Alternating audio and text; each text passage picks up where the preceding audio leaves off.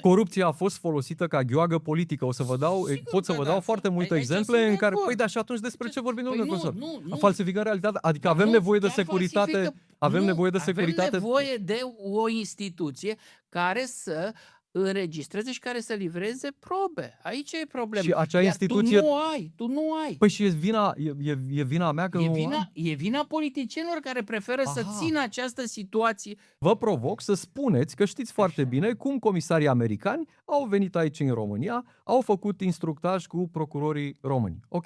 Și au dat seama că procurorii români nu au pregătit. Eu vorbesc acum. La FBI-ul ăla lucrează. Da, domnul profesor, de acord. FBI-ul are, potrivit legii americane, atribuții. Atenție, altceva. Și eu vă întreb, statul român, am senzația că a avut mai degrabă preocuparea fantastică de a umili și de a expune public pe cei care au furat, într-o măsură mult mai mare decât aceea de a recupera prejudiciul pe care aceștia l-au făcut. Ce-i dramatic? Ce-i dramatic? George, sunt două războaie, nene, deci sunt atât de multe lucruri. Uite-te, inflație de 11%, da.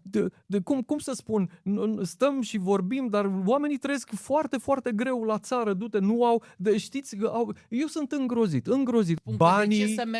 Banii nu au rezolvat problema sistemului medical. Banii nu au rezolvat această problemă. Problema justiției nu e în salariile procurorilor. Uitați ce salarii iau ăia din Occident, nici măcar nu visează la pensii și la salarii. Am avut ocazia să cunosc în Noua Zeelandă un judecător la pensie. Dar să știi că omul pe care regret că nu l-am adus a fost Călin Georgescu, care a încercat să vină la podcast, l-am refuzat. Tu vorbești de ce l-ai refuzat?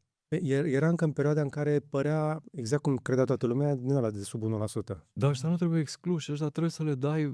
N-am vrut să facă electorale. 1%, am înțeles. Înainte de primul tur. După aia, între tururi, l-am invitat și n-am mai vrut să mai vină. Cred că și-a dat seama că... S-a dus la Tatulici. L-a făcut Tatulici Pilaf.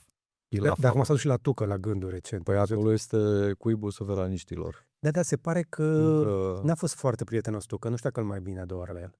Nu cred. Tu i-ai auzit pe aia ce debitează acolo? Da. Este ceva noaptea minții. Știi că noi acum înregistrăm. Foarte bine. Îi dăm drumul? Îi dăm drum. Da? Domn profesor, îi dăm drumul?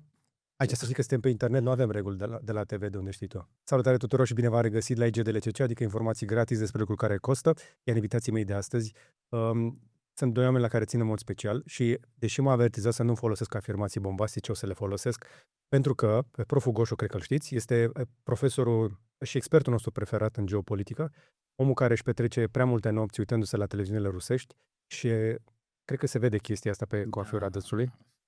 În ultimii 2-3 ani.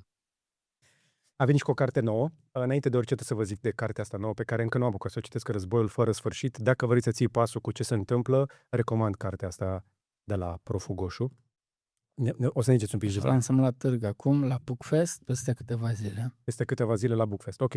Și al doilea invitat, pe care cel mai probabil n-ați auzit niciodată de el, și mă abțin cu greu să nu folosesc afirmații superlative, dar cu riscul de a se supăra pe mine, o să spun că este unul dintre cei mai importanți oameni din cariera mea. Sergiu Toader. Mulțumesc. Cât îmi dai voie să zic? Cât vrei tu, numai să nu devenim caragioși și patetici. Nu există patetism aici, pentru că oamenii știu că nu facem complimente gratuite. Deci, o să vă zic așa, ce știu eu, din versiunea oficială, de experiența mea personală, da? Eu știu așa, că Sergiu Toader este omul care a construit știrile ProTV așa cum le știm noi, la începuturi, adevăratul succes a știrilor ProTV construit de tine. Deci construit de o echipă din care am avut marea onoare să fac parte. Erai șeful lor. Da. Tata lor. Circumstanțial. O perioadă până când te-ai certat cu Adrian Sârbu. Asta e varianta oficială. Este fals, o perioadă până când am decis să plec în Noua Zeelandă. Nu m-am certat cu Adrian Sârbu niciodată. Mă bucur. Poate cu ocazia să-l provocăm pe Adrian Sârbu să vină la podcast, pentru că încerc să aduc de câțiva ani. Eu cred că ar fi un personaj foarte important. L-am văzut de curând la postul de televiziune pe care l-a înființat și cred că ai avea foarte multe lucruri de aflat și telespectatorii. DC-uri. Sunt foarte multe DC-uri acolo. A plecat în Noua Zeelandă, s-a întors și a mai dat o dată lovitura. Ne-am întâlnit, eu n-am reușit să-l prind la ProTV, l-am prins la Antena 1, exact, unde a reformat Observatorul. M-a adus pe mine de la Brașov, este omul care m-a recrutat împreună cu echipa de dimineață, cu regretatul Mihai Stegerean. și cu Radu Badiu și cu Mihai Cojanu, toată echipa de dimineață, unde am petrecut foarte puțin timp. După ce ai plecat tu, am zburat și eu către ProTV. Deci te-ai dus la mai bine. Deci eu eram de fapt frâna succesului tău în carieră. Nu, Doamne ferește, tu ai fost scara mea rulantă în Antena 1, doar că după ce ai plecat, lucrurile s-au întors la modus operandi, cum am auzit că se mai zice. Îți mulțumesc foarte mult pentru această introducere, este măgulitoare pentru mine. Apreciez faptul că ai puterea de a te întoarce de unde ai plecat profesional. E un lucru care mă încântă, dar ce mă încântă cel mai mult este ce ai realizat acum. Nu am știut foarte mulți ani nimic Nu despre mine, Sergiu, despre tine. Deci, ce vreau să vă mai zic încă o dată, că vreau să trec la interviu. Dar nu trebuie să-mi dai periuțe, că dintre noi doi tu ești omul cu adevărat valoros, te-ai întors și ai mai făcut și realitatea în perioada de glorie a realității, când realitatea chiar conta în țara asta. Îmi aminte cum realitatea era sperietoare a politicienilor și nu credeam că e posibil așa ceva. Într-un sens constructiv. Cu siguranță. Mai este un proiect la care țin, dacă tot ai început o enumerare, este vorba despre Publica TV din Republica Moldova, un post de știri în limba rusă și în limba română, cu jurnaliști, am lucrat cu jurnaliști ruși și jurnaliști moldoveni și români. De ce a fost important? A fost prima investiție românească în media, în afara granițelor României. Acolo v-ați cunoscut?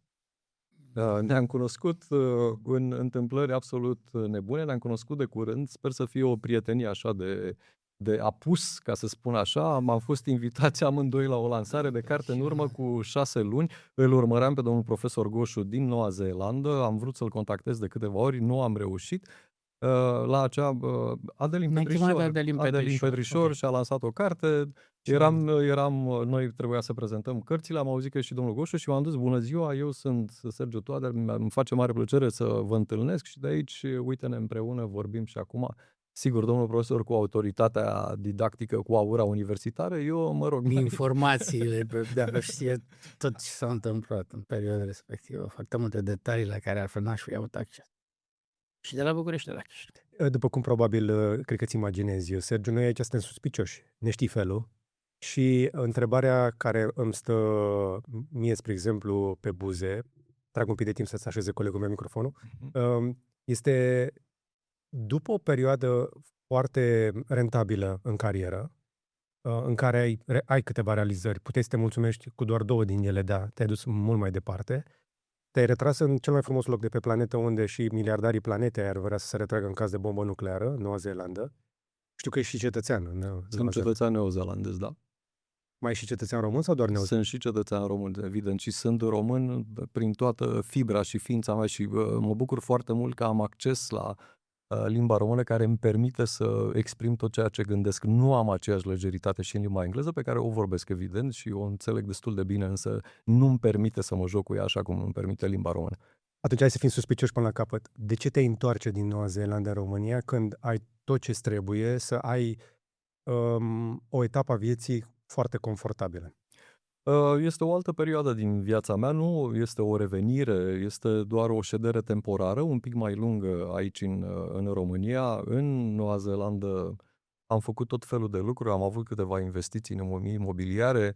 La un moment dat, pentru că aroganța și prostia fac casă foarte bună împreună, am decis să devin și antreprenor, am început să am un business pe cont propriu, am muncit 10 ani ca un sclav la acel business, am deschis un restaurant într-unul dintre cartierele, chiar în cartierul în care locuiesc. A fost o experiență extraordinară, m-a ajutat să mă cunosc în primul rând foarte mult pe mine, să cunosc un mediu englezesc foarte, foarte conservator, m-a ajutat să intru în contact cu foarte mulți politicieni din Noua Zeelandă și m-a ajutat să pot face comparații între diferite sisteme politice și ca lifestyle și ca absolut orice. M-aș bucura la un moment dat să vorbim exclusiv despre Noua Zeelandă. Chiar ieri am văzut o știre care mi-a atras atenția.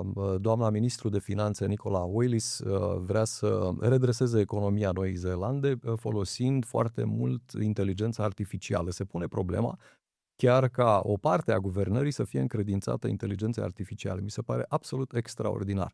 Asta după ce în Noua Zeelandă în ultimii ani a înregistrat un recul economic fantastic, o prăbușire fantastică, în ciuda prestigiului internațional pe care l-a avut doamna prim-ministru dinainte, doamna Jacinda Ardern. Dacă vreți, vom reveni la acest subiect. Mi se pare foarte interesant ca studiu de caz. Cu siguranță, pentru că Noua Zeelandă pare un loc de fugă pentru toți oamenii de pe planeta asta care, până și elvețienii, dacă îi întrebi, ar vrea să fugă undeva în cazul în care vin rușii. Nu știu dacă ai auzit povestea Am asta. auzit asta, sunt foarte mulți milionari americani, ai dreptate în ce ai spus. Peter Thiel este unul dintre ei, a cumpărat foarte mult teren acolo, își fac tot felul de catacombe. Ce m-a surprins, este o nebunie. Ce m-a surprins însă este faptul că deși Noua Zeelandă, și aici e un lucru care ne desparte de Noua Zeelandă, are un sistem de justiție care funcționează aproape perfect, conform regulilor imigrației în Noua Zeelandă, ca să devii cetățean neozeelandez, trebuie să stai cel puțin 5 ani acolo, să locuiești și să devii mai întâi permanent resident și după aia obții cetățenia. Ei, domnul Thiel a obținut cetățenie în doar 2 săptămâni cât a stat între 2 avioane pe acolo. Sigur, au fost voci puternice împotriva acestei măsuri, însă până la urmă se dovedește că, hai să zic, aura de investitor tech e mai puternică decât orice lege. Haideți să rămânem așa în acest teritoriu, ca să nu vulgarizez, să spun că de-a dreptul banii. Nu banii. Nu banii? Nu banii, nu. Contribuția lui probabil la dezvoltarea economiei neozeelandeze, care deocamdată, cred, această contribuție se lasă așteptată. Se lasă așteptată. Dacă nu v-ați dat seama deja, Sergiu are limba despicată și o puteți o auzi. Dar nu-i de șarpe, să știți. Nu. Decât dacă trebuie. Dar puteți să-l urmăriți mai îndeaproape pe Substack, pentru că așa l-am redescoperit. Acum, cred că se leagă de experiența ta din bucătărie. Sergiu's Dishes se numește Substack-ul lui Sergiu. Vă încurajez să-l citiți. Scrie lung și bine. Și una dintre chestiile foarte interesante are legătură cu ce am deschis noi subiectul, cu Peter Thiel, cu Noua Zeelandă și cu alte locuri de pe planeta asta care încep să devină corporate city sau, de fapt, Corporation City. Da. Corporation City. Un subiect pe care l-aș lăsa un pic deoparte. Pentru că astăzi încerc împreună cu Proful Goșu, pe care probabil deja îl știți, am vrut să-i fac un pic de introducere lui Sergiu, să vedem un pic situația noastră actuală dintr-o perspectivă un pic combinată.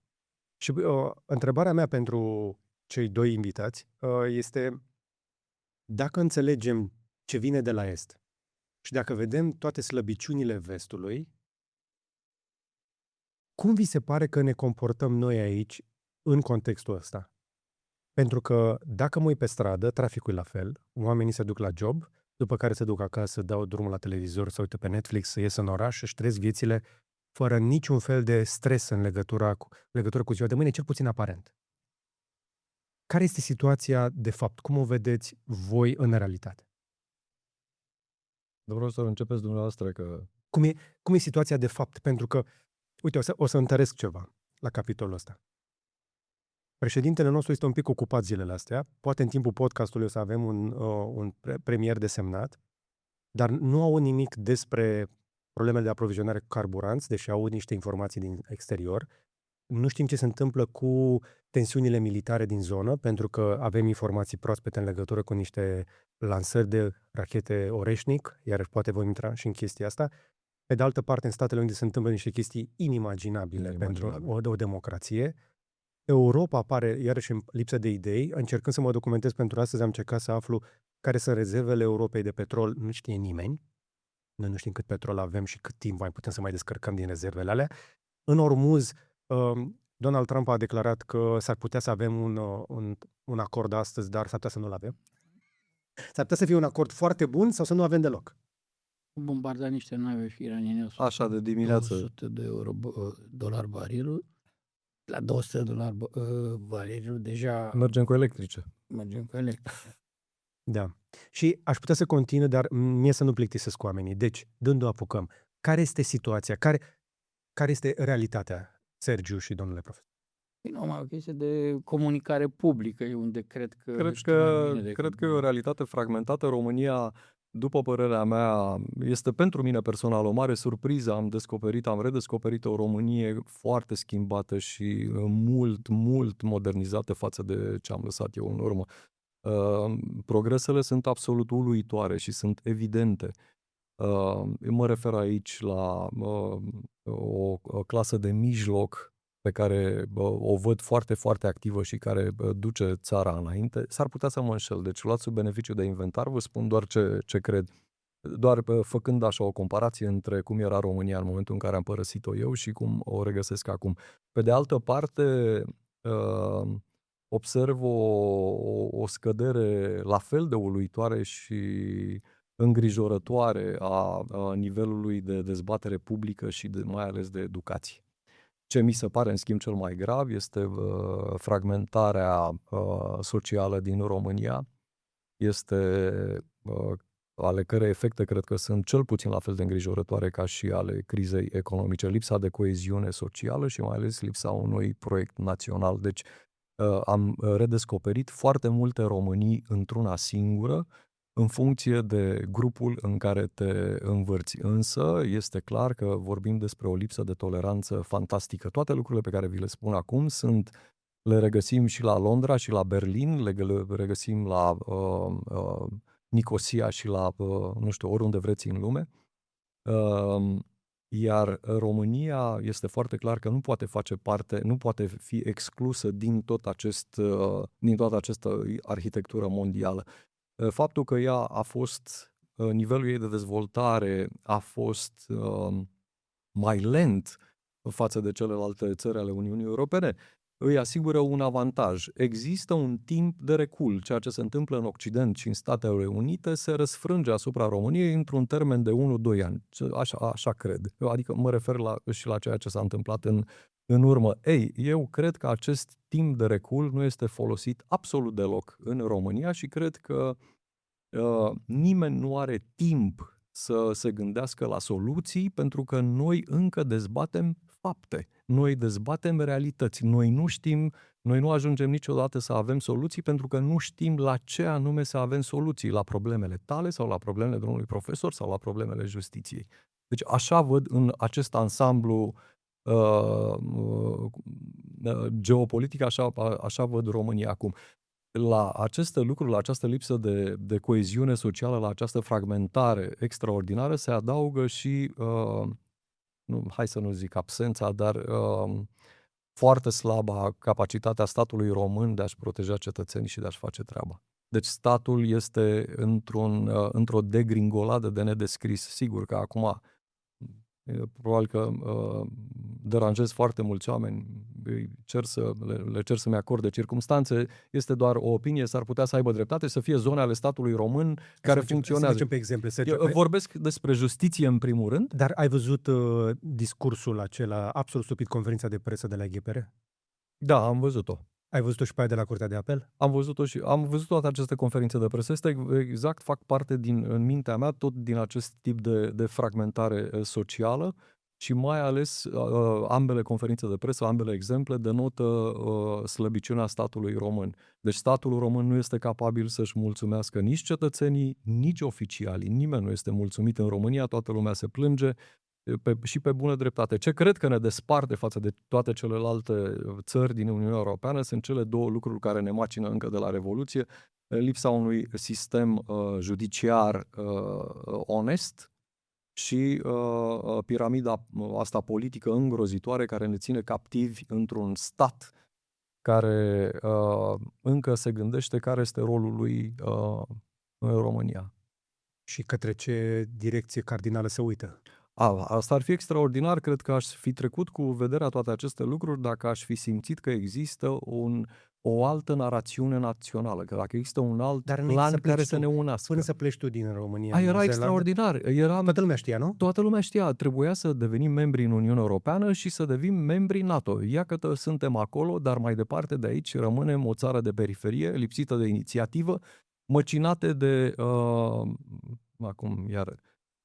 influența extraordinar de mare a serviciilor speciale și a lipsei de justiție. Nu doar românești. Tu scrii, spre exemplu, pe Substack că suntem statul NATO cel mai expus la Marea Neagră, dar ne purtăm de parcă ar fi un lac de agrement. Este exact, cred că au spus-o și alții mai inteligenți decât mine, poate nu chiar așa, dar uitați-vă, nu există niciun plan coerent. Noi ne-am obișnuit să spunem că Marea Neagră este cel mai bun vecin al României. Eu cred că nu este așa, dimpotrivă, ne-a devenit inamic, nu avem absolut niciun proiect pentru Marea Neagră, nu ne înarmăm, nu facem nimic cu ea, nu facem niciun o înțelegere cu Turcia măcar, care este un player foarte important, nu facem o înțelegere nici cu Ucraina, nu facem nimic. Stăm acolo ca un ficus cu minte și nu-mi dau seama dacă această lentoare provine din incompetență, din prostie pură sau probabil dintr-un comandament politic la care eu nu am acces.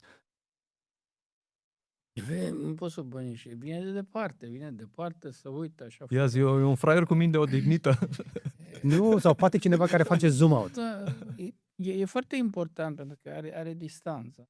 Are distanța și nu are, poate să spunem, nici pasiunea, nici încrâncenările de aici. Nu am miză. E important să vă spun că nu am nicio miză, nici politică, nici profesională. Nu, încă mie mi-ar plăcea să ai miză, că tu atunci când ai miză... Miza mea e România în sine. Mi-aș dori foarte mult ca țara mea să progreseze. Mi-aș dori foarte mult să pot să spun România este înaintea Noii Zeelande. M-aș bucura foarte mult și eu cred că există... nu e imposibil. Nu, dimpotrivă, are niște avantaje fantastice. Am întâlnit oameni de foarte bună calitate în România. Deci Problema tu îmi spui mie că România ar putea să devină mai șmecheră decât Noua Zeelandă pentru că ai fost acolo. Eu cred că ar putea să devină mult mai competitivă și mult mai atractivă. Acum trebuie să înțelegeți ceva. Noua Zeelandă este un paradis natural, este o țară izolată, este o țară, dacă vă uitați pe hartă, pe multe hărți nici măcar nu este trecută, sunt câteva insule, 5 în total, 2 mari, 3 mai mici, izolată în Pacificul de Sud. Trebuie să înțelegeți că această izolare geografică îți asigură un privilegiu natural extraordinar, dar această izolare vine și cu o izolare culturală fantastică, este departe de absolut orice. Când glumesc cu prietenii mei, spun că în timp ce în toată lumea se întâmplă lucruri, în Noua Zeelandă e noapte. Sigur, și europenii, da, zic la fel despre noi.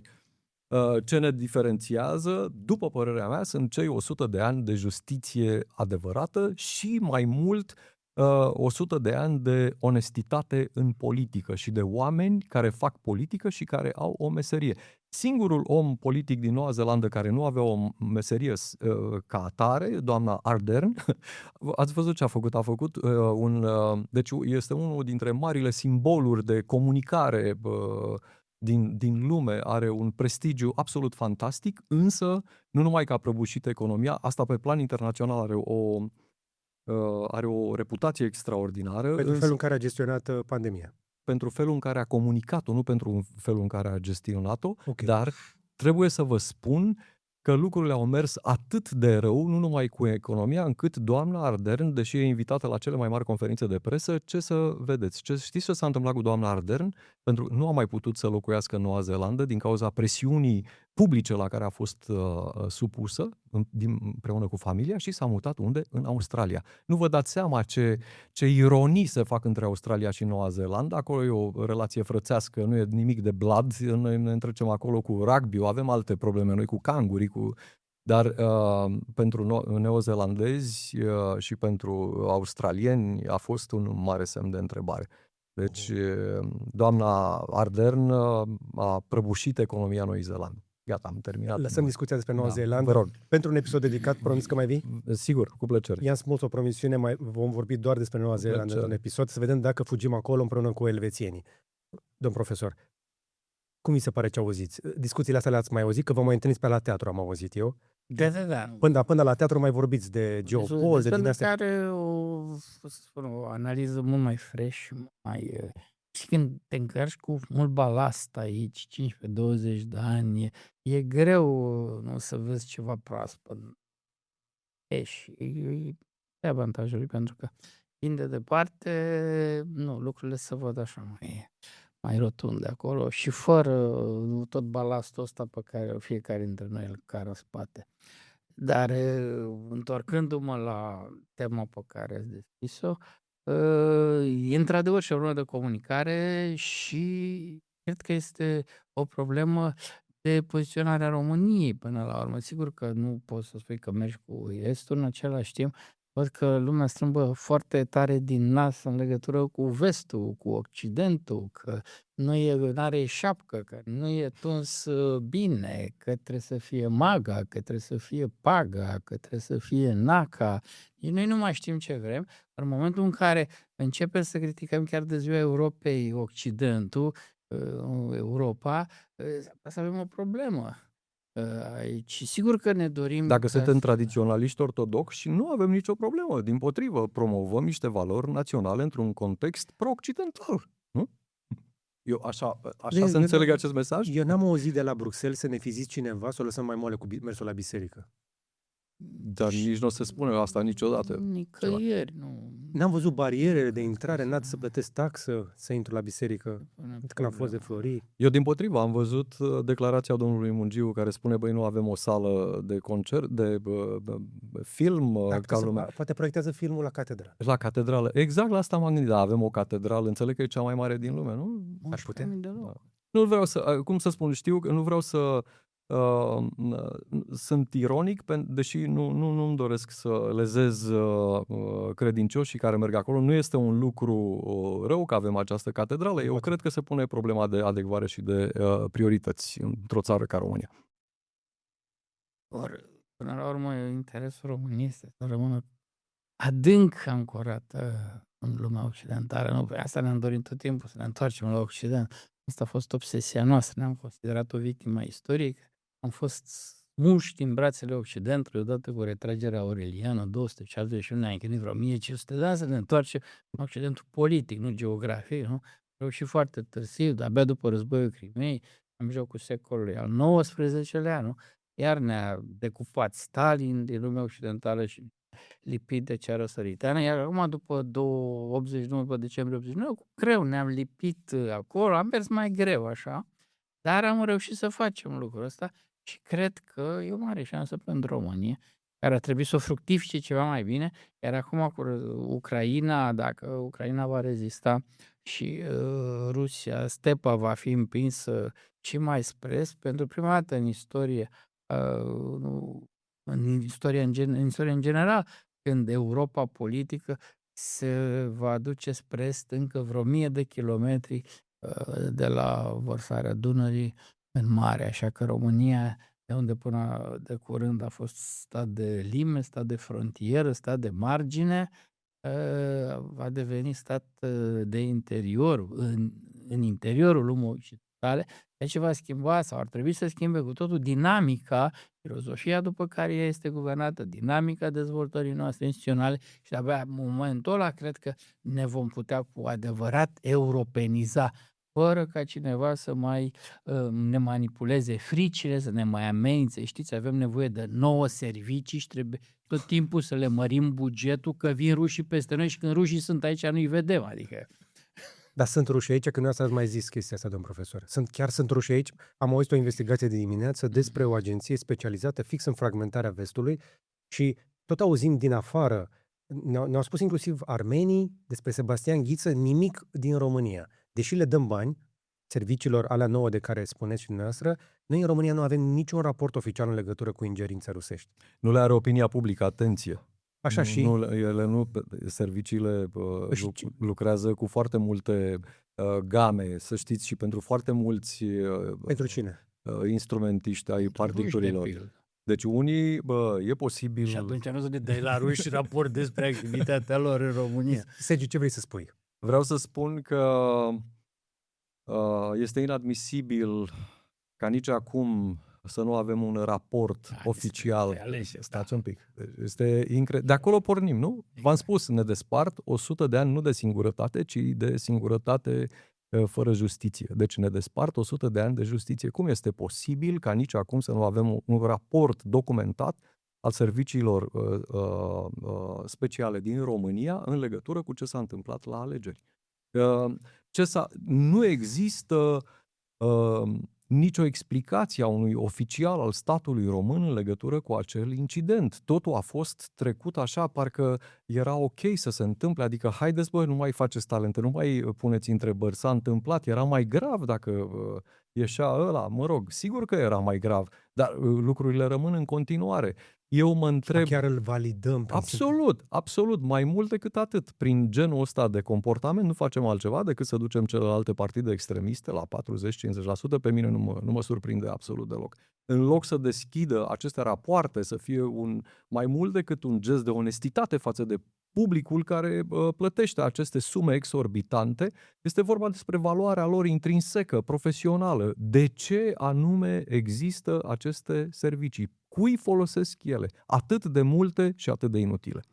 Tu te-ai lovit de ele. Ca om de presă sunt sigur, din poziția pe care ai avut-o în 4 redacții mari, sunt sigur că te-ai lovit de ei. Nu direct, însă știu exact. Am avut marele avantaj că am început ca și cei foarte mulți din generația mea să încep să lucrez în presă din anii 90 și sigur că știm toată istoria lor. Bolile României în continuare rămân securismul și comunismul și nu este jenă să afirm acest lucru.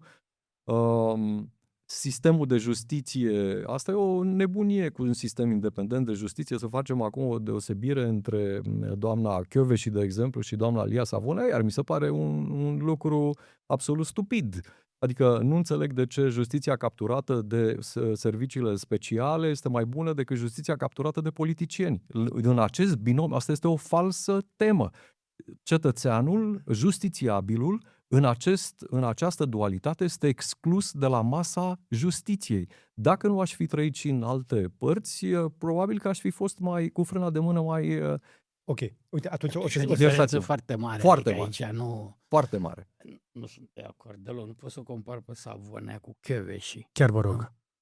Savone este persoana care scoate judecători corupți, Kövesi îi anchetează, îi bagă. E evident lucrul ăsta.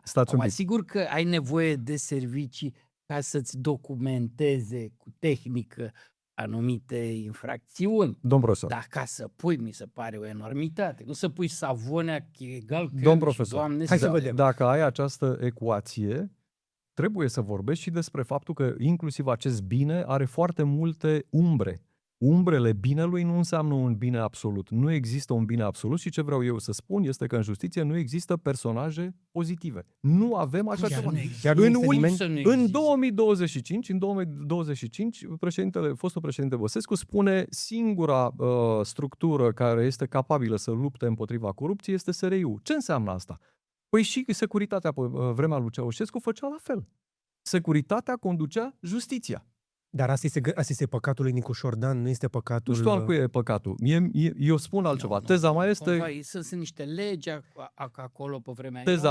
Teza mea este că cetățeanul este exclus din această dezbatere. Deci statul este capturat, justiția este capturată fie de către politicieni, fie de către servicii. Asta este teza mea. Iar eu spun că aici justiția nu... Și cine să o elibereze? Noi justiția în țara asta, cum e așa, asta mai supraviețuiește, tocmai datorită acestui conflict care e între diverse grupări de acolo și mai este ceva. Adică dumneavoastră, domn profesor, credeți că este ceva bun din cleșuiala serviciilor cu politicienii? E bine să o țină SRI-ul, așa, sau e bine să o țină PSD-ul în brațe? Prezumția de la care plecăm în toată ecuația asta este că unii sunt buni și alții sunt răi, când de fapt, exact cum ai zis, Sergiu... Nu există personaje pozitive. Dar, aș mai adăuga... Există niște nuanțe. Există niște nuanțe, însă... Sunt niște lumini și umbre. Unii sunt mai cenușii spre negru, alții sunt mai cenușii spre alb. Atenție! Corect, dar aș clarifica un lucru. Românească. Una dintre chestiile pe care le falsificăm cu premeditare, facil, aș spune, este că plecând de la prezumția că unii ar fi mai patrioți decât alții. Și ne asumăm ca și cum, până și președintele ne spune chestia asta. Poți să accept că unii sunt mai patrioți decât alții. Dar de unde știm că... Nu sunt de acord cu ce zice domn profesor, că falsificăm realitatea, îmi pare rău, vă contrazic. Argumentul președintelui... Vreau să închei argumentul ăsta. Argumentul lui Nicu Șordan când ne spune că nu putem face luptă anticorupție și împotriva evaziunii fiscale chiar, doar decât cu serviciile, ca și cum facem un apel la cei mai buni dintre noi.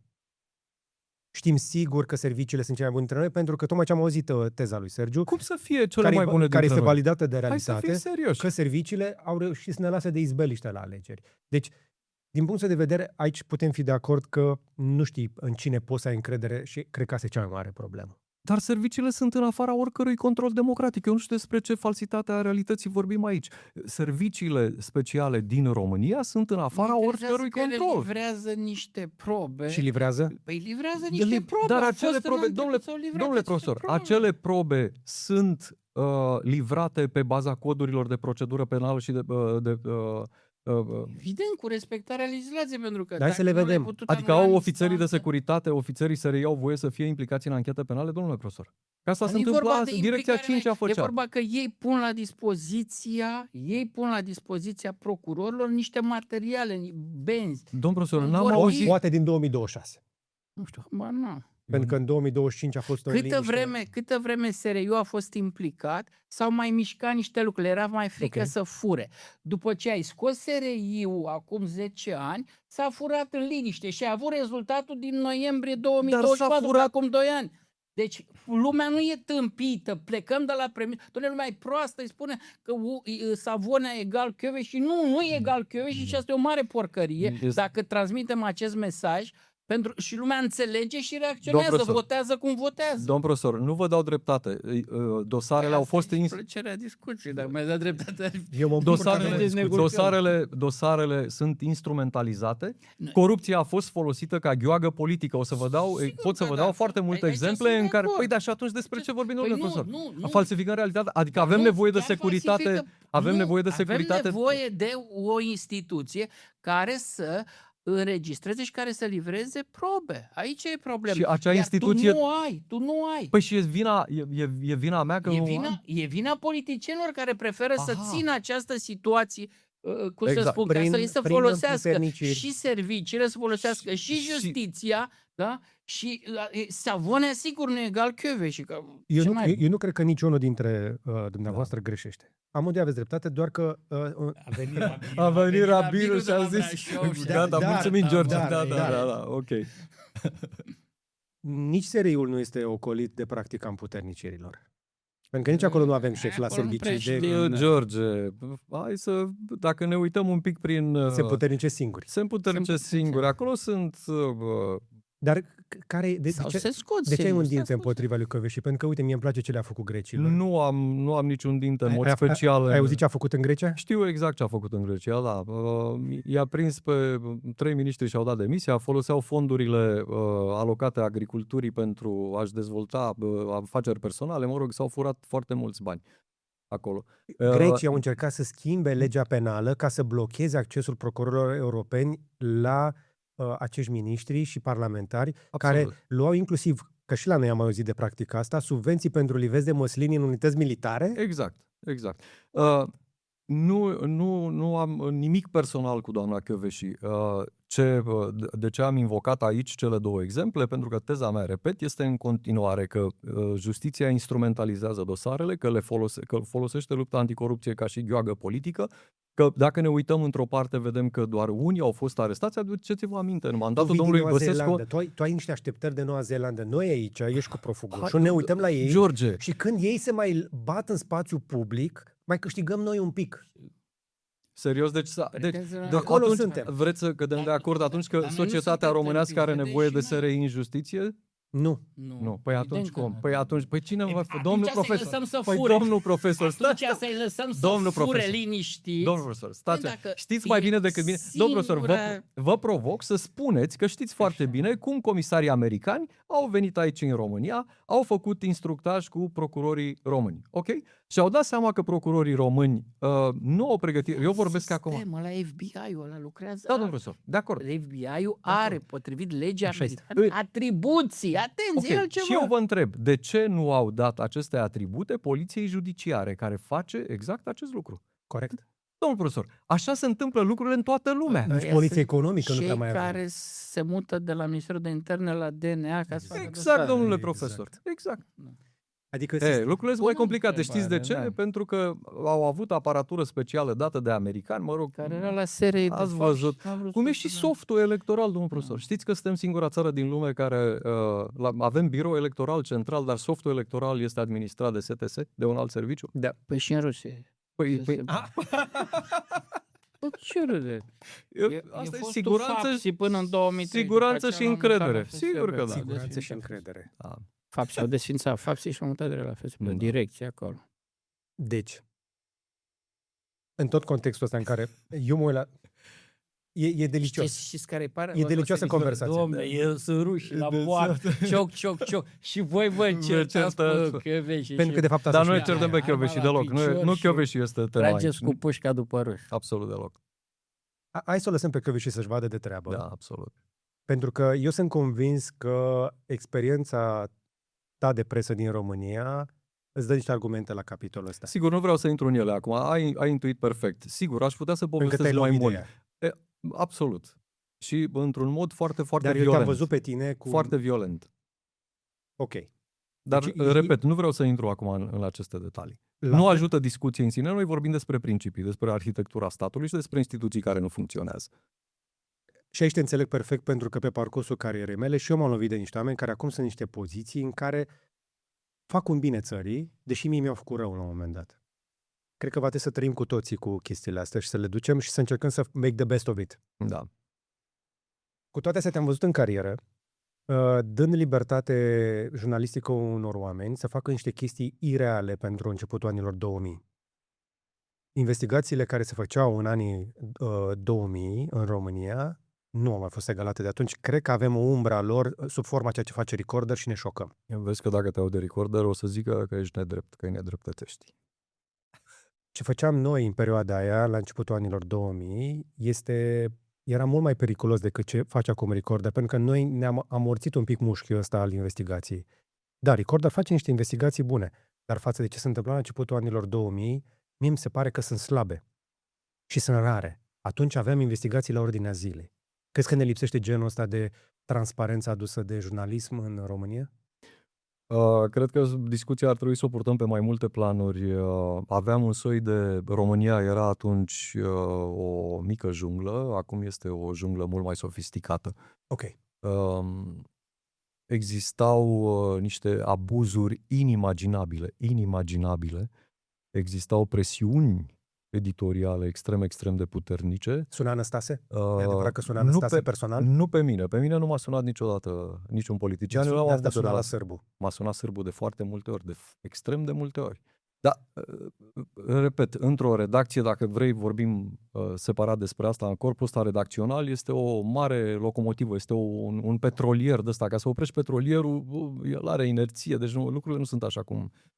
O voi povesti dacă vreți. Ce am vrut să spun este, nu cred că le lipsește nervul, cred că le lipsește știința de a face, în primul rând, producțiile de televiziune de atunci. Mie mi se pare că erau mai bine făcute ca producții de televiziune, ca produs de televiziune. Erau niște tipi care terminaseră IATC-ul și care făceau filme, nu știu, Eugen Ciocan, dacă... Sorin Avram, să fie țărâna ușoară, adică erau niște oameni care lucrau și făceau niște investigații, repet, în niște condiții foarte vitrege. Acum parcă totuși există câteva organisme care, mă gândesc, te protejează sau nu-mi dau seama. Există mai multe... Erau riscurile mai mari atunci și se făceau mai multe. Păi atunci venea și turna acid pe mașină, te aștepta seara, deci cum să spun, primeai un telefon, absolut. Ne luau camerele de pe stradă, aduți aminte, deci erau clanurile, deci nu mai vreau să... Îmi dau mai mult totuși investigațiile pe vremea, eu așa țin minte. Exact. Absolut, erau de mult mai mult impact, de mult mai mult impact. Era mult mai mare. Mult mai mare. Deschideam jurnalul cu camera ascunsă. Absolut. Unde sunt camerele ascunse? Nu aș putea să răspund. Pentru că sunt mai bune ca niciodată. Noi atunci căram tot felul de hangarale pe noi, eu purtam o geacă peste ele. Nu știu ce se întâmplă acum. Nu aș vrea să minimizez importanța muncii celor care fac. Am o singură mențiune. Pentru că nu doar justiția este capturată, Sergiu. Și presa este capturată, ceea ce deci asta e capcana în care... Nu vreau să văd, nu vreau să... Pe momentul în care tu iei atâtea sume de bani ăștia, căcălău, milioane, care vin de la buget, prin partide, către diversi ziariști, către diverse redacții, se ajunge asta, lumea uită să facă investigații. Deci, simplu, nu? am trăit în epoca în care investigațiile erau folosite ca mijloc de șantaj. Foarte puternic. Okay. Nu mă pune să intru în amănunte, că nu o să vă dau niciun pic de amănunte, dar știu că erau redacții întregi care lucrau exact așa. Am trăit în epoca în care trebuia să vezi exact că investigația se duce doar într-o parte și am trăit în epoca în care aveai un pont extraordinar de bun, îl primeai cu bună credință, îl făceai, dar la sfârșit îți dădeai seama că ai fost folosit. Eu cred că aceste lucruri nu au dispărut nici acum. Întotdeauna când mă duc la capătul unei investigații, și atenție, investigație nu înseamnă să găsești niște oameni dispuși să vorbească. Haideți să fim serioși. Trebuie într-adevăr să descoperi ceva nou, trebuie să descoperi o grozăvie, trebuie să descoperi o caracatiță, un complex de interese. Niște dări în gât, cum le Cuvântul este ziceam noi. flagrantul. Absolut. Niște vorbe nu sunt de ajuns. Știi ce Mi-aduc aminte că lipsesc azi? nu mi se Ce accepta o dispărut? investigație dacă veneam doar cu vorbe. Pentru că noi știam că Că doar toate sunt vorbe... făcături. Absolut. Că Nu atunci când neapărat, ele erau reale, Da. dar cineva le folosea împotriva a ceva. Nu știam toate lucrurile astea atunci, dar cu timpul ne-am prins. Ăsta era un lucru. Al doilea lucru, investigațiile erau extrem de costisitoare. Noi am avut un departament și la ProTV, nu știu, erau 5-6 oameni, lucrau foarte mult, ne luau camerele de la producția Era zilnică. $5.000 deci doar o cameră. era foarte, foarte scump. Foarte scump. Mai mult decât atât, termenul pentru a face o investigație serioasă îți ia și 6 luni, adică și 1 an de zile. Și e posibil, ce să vezi, e posibil să nici nu iasă. Sunt foarte puțini editori, manageri de conținut care să-și poată permită acest lucru. Trebuie să vă spun în schimb, aici vă spun un lucru care nu îmi face cinste, când lucram la Realitatea, Sorin Ovidiu Vântu a vrut să facem un departament de investigații. Acest departament de investigații a funcționat 1 an de zile, a avut 15 oameni, reporteri, operatori și producători și a produs nimic. Eu am fost șeful de conținut al acestui departament. Nu a produs nimic. Nu mă întrebați de ce, că nu sunt capabil să vă dau un răspuns. A cheltuit 1.000.000 de euro. Nu s-a întâmplat nimic. Asta am vrut să vă spun. Lucrurile pe care vi le spun acum, să știți că nu sunt eu depozitarul exclusiv al acestei informații, sunt oameni, foști colegi de-ai mei, care știu foarte bine despre ce vorbesc acum. E unul din motivele pentru care mă bucur că a ieșit public, pentru că aș vrea ca mai mulți oameni din etapa aia să spună versiunea lor. Ascultăm versiunea ta, poate mai auzim și alte versiuni, inclusiv a domnului Sârbu, și poate încercăm să avem o înțelegere mai clară a felului în care România a ajuns aici. Da. Cred că este bine să dați voci tuturor celor care sunt expulzați într-un fel din spațiul public sau sunt decredibilizați prin faptele pe care le-au făcut. Cred că e o greșeală de strategie, păstrarea unei bule cu o morală extraordinară. Noi suntem oameni foarte speciali. Pentru că nu există așa ceva. Pentru că nu există așa ceva, absolut. Îmi place cum Traian Băsescu are o revenire de carieră fantastică. Este extraordinar, așa a fost întotdeauna. Dacă n-ar fi fost așa de ticălos, cred că era chiar un lider autentic. Este poate cel mai bun președinte pe care l-a avut România.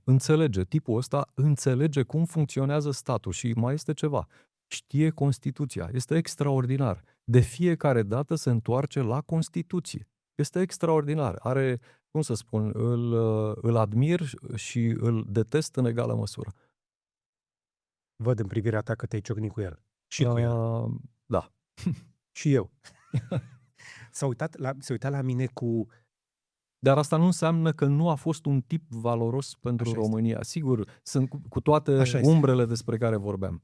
L-am invitat la interviu, sunt convins că a început să dea interviuri bune peste tot. Îmi place când trece o perioadă de timp după ce a fost în funcție câte un om de felul ăsta, cum e și tu, cum a fost și Traian Băsescu, și poate încă o dată aflăm mai multe despre istoria care ne-a făcut, pentru că nu avem o istorie clară a ultimilor 30 de ani, știm doar că e o gaură neagră prin care, hai să zicem că am ajuns un pic spre vest, dar s-au întâmplat foarte multe nebuloase și avem o grămadă de oameni îmbogățiți, ale căror fețe nu le știm, ale căror nume le mai auzim pe aici pe acolo prin niște topuri, poate pe la Forbes, și niște servicii, iarăși, care nu sunt sub controlul nimănui și astea poate că se suprapun.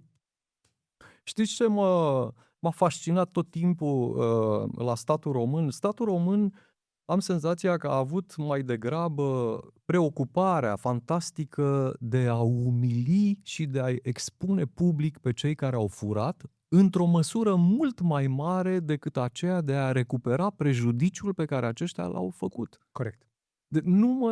cum să spun, nu ne ajută, sigur, există în teoria dreptului sancțiunile, rolul social al sancțiunilor, exemplu, nu știu ce, shame and name și toată polilogia, însă nu am recuperat prejudiciile. Adică de ce îl bag pe ăla la închisoare, însă el rămâne cu banii. Rămâne cu banii și după aia se apucă iar de afaceri. Păi vă spun cum să spun, sunt foarte multe exemple. Băneasa. Banii aceia, toată Băneasa. Nu, că dumneavoastră ați fost aici mai mult decât în... Toată Băneasa. Deci Nu, dar Popoviciu se cazuri întoarce în pe care business. s-a mai scris în presă. Da. Nu s-a întâmplat nimic. Sunt multe cazuri pe care voi le știți, habar n-am de ele, despre care nu s-a scris. Mă, dar despre asta s-a scris. Adică găsiți la fiecare o lună, 2 luni, ceva despre, băi, unde e prejudicios.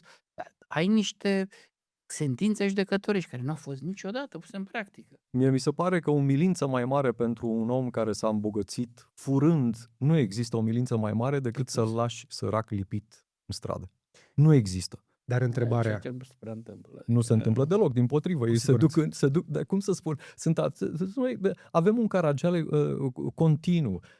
Se duc la închisori. Ce fac acești oameni cu bani? Refac închisorile pe banii lor. Dom'le, mi se pare că este extraordinar. N-am auzit în viața mea nicăieri în lume. Deci oamenii ăștia investesc în închisori. Au grijă de viitorul lor. Ei se preocupă de viitorul lor.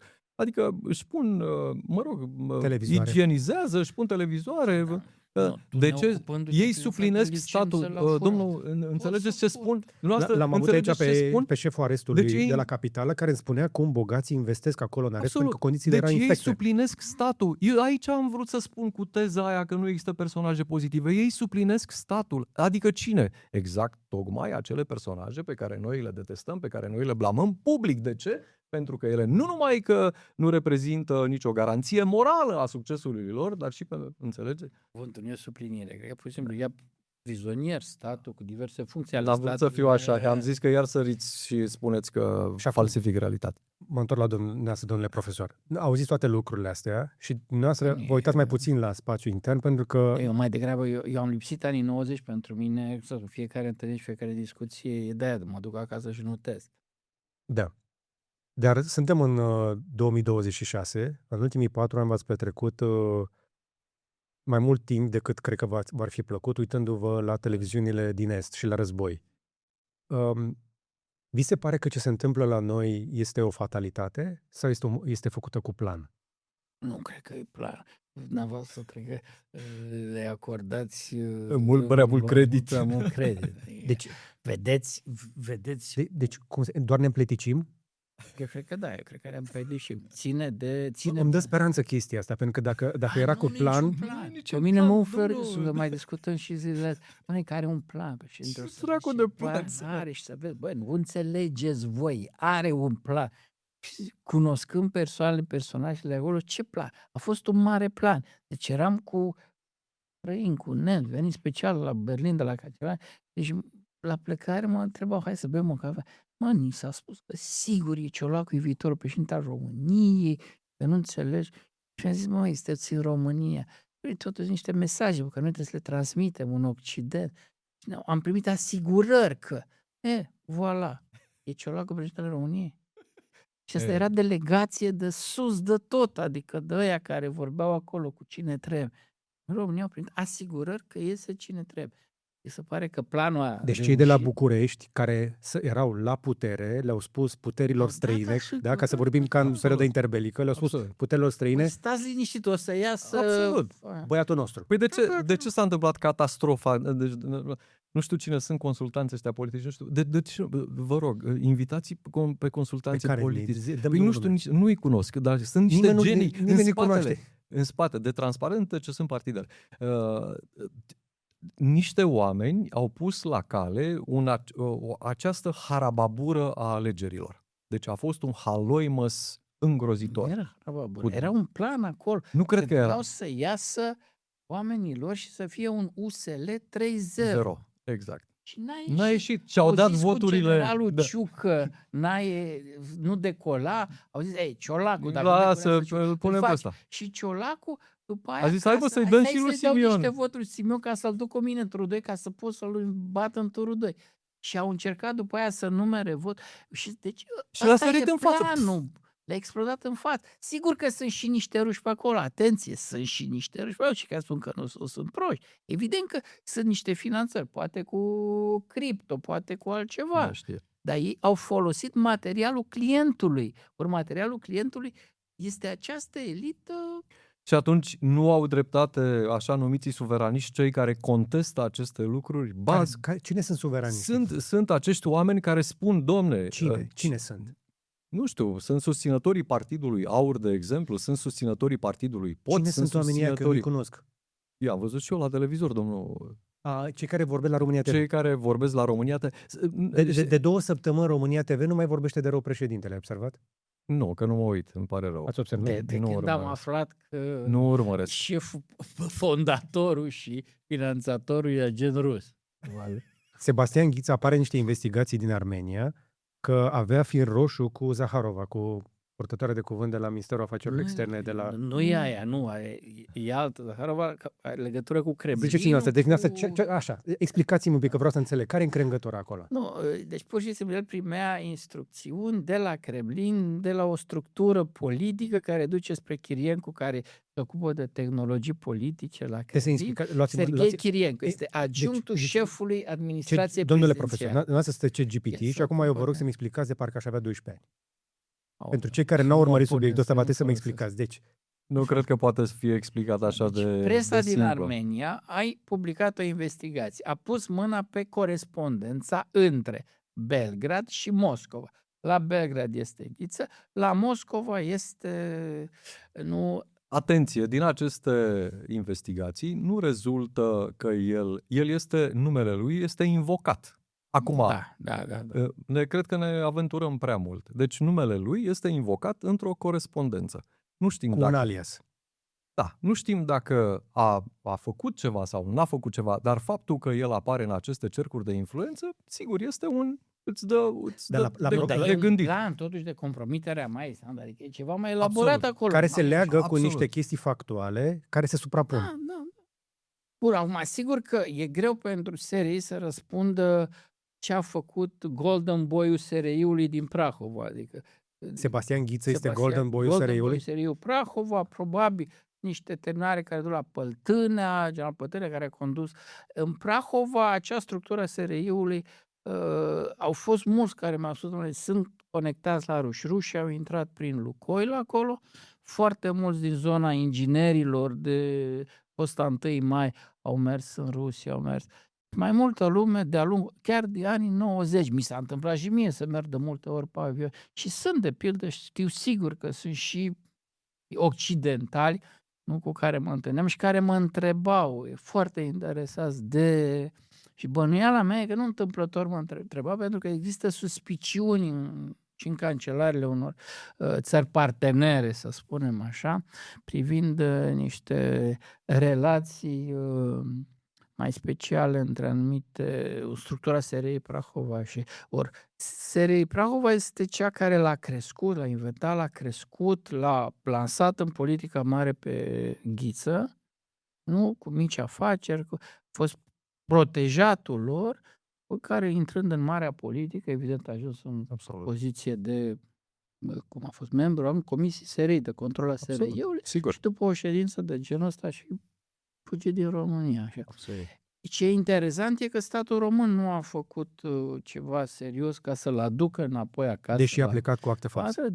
Da, și știi foarte bine totuși că nu e vorba, nu știu, de altă țară, să zicem, ci de Serbia, care are un anumit tip de relații cu Rusia. Deci probabil undeva în interior, în burta sistemului de servicii din România, business-uri, sunt niște fire care duc prin Chișinău și aici.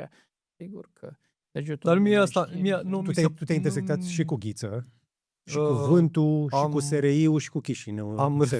Am refuzat să mă intersectez cu el. Da, sunt convins că s-a intersectat el cu tine. Da. Și nu cred că i-a făcut plăcere. Mă rog, n-a fost nimic. Am stabilit că nu putem să lucrăm împreună, așa cred că a fost o discuție de 2 minute foarte, foarte scurtă.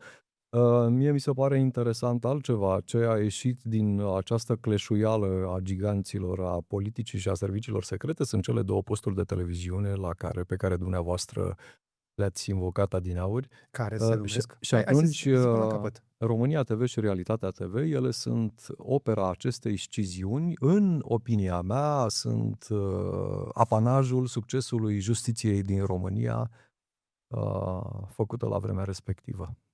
Deci, telespectatorii români care se întreabă ce a făcut justiția din România, că de câte ori Două posturi de a făcut televiziune. 2 posturi de televiziune la care ne n-a uităm făcut nimic. acum cu... Da? Deci, Una interesul... lui Savonia interesul și cealaltă lui Și acum Crețu. înțelegi teza Sau noastră sunt că... două lui Savonia, de fapt. nu, sunt... Acum, da, exact, apoi pe amândouă. S-au întors la Bine. cuibar. Dar Păi nu, că una a rămas la Ghiță, înțeleg, nu? Sau... România TV e A la rămas la Ghiță. Ghiță. Păi da, dar acum nu știu, deci nu Da, înțeleg ce s-a da, întâmplat în ultimele 2-3 pentru că are săptămâni, super audiență. de nu mai auzim nimic Da, de da. mucușori. Eu nu m-am uitat niciodată, mărturisesc. Și nu, Deci nu se mai vorbește nici de blugi, nici de mucușori, nici de nimic. Totul este...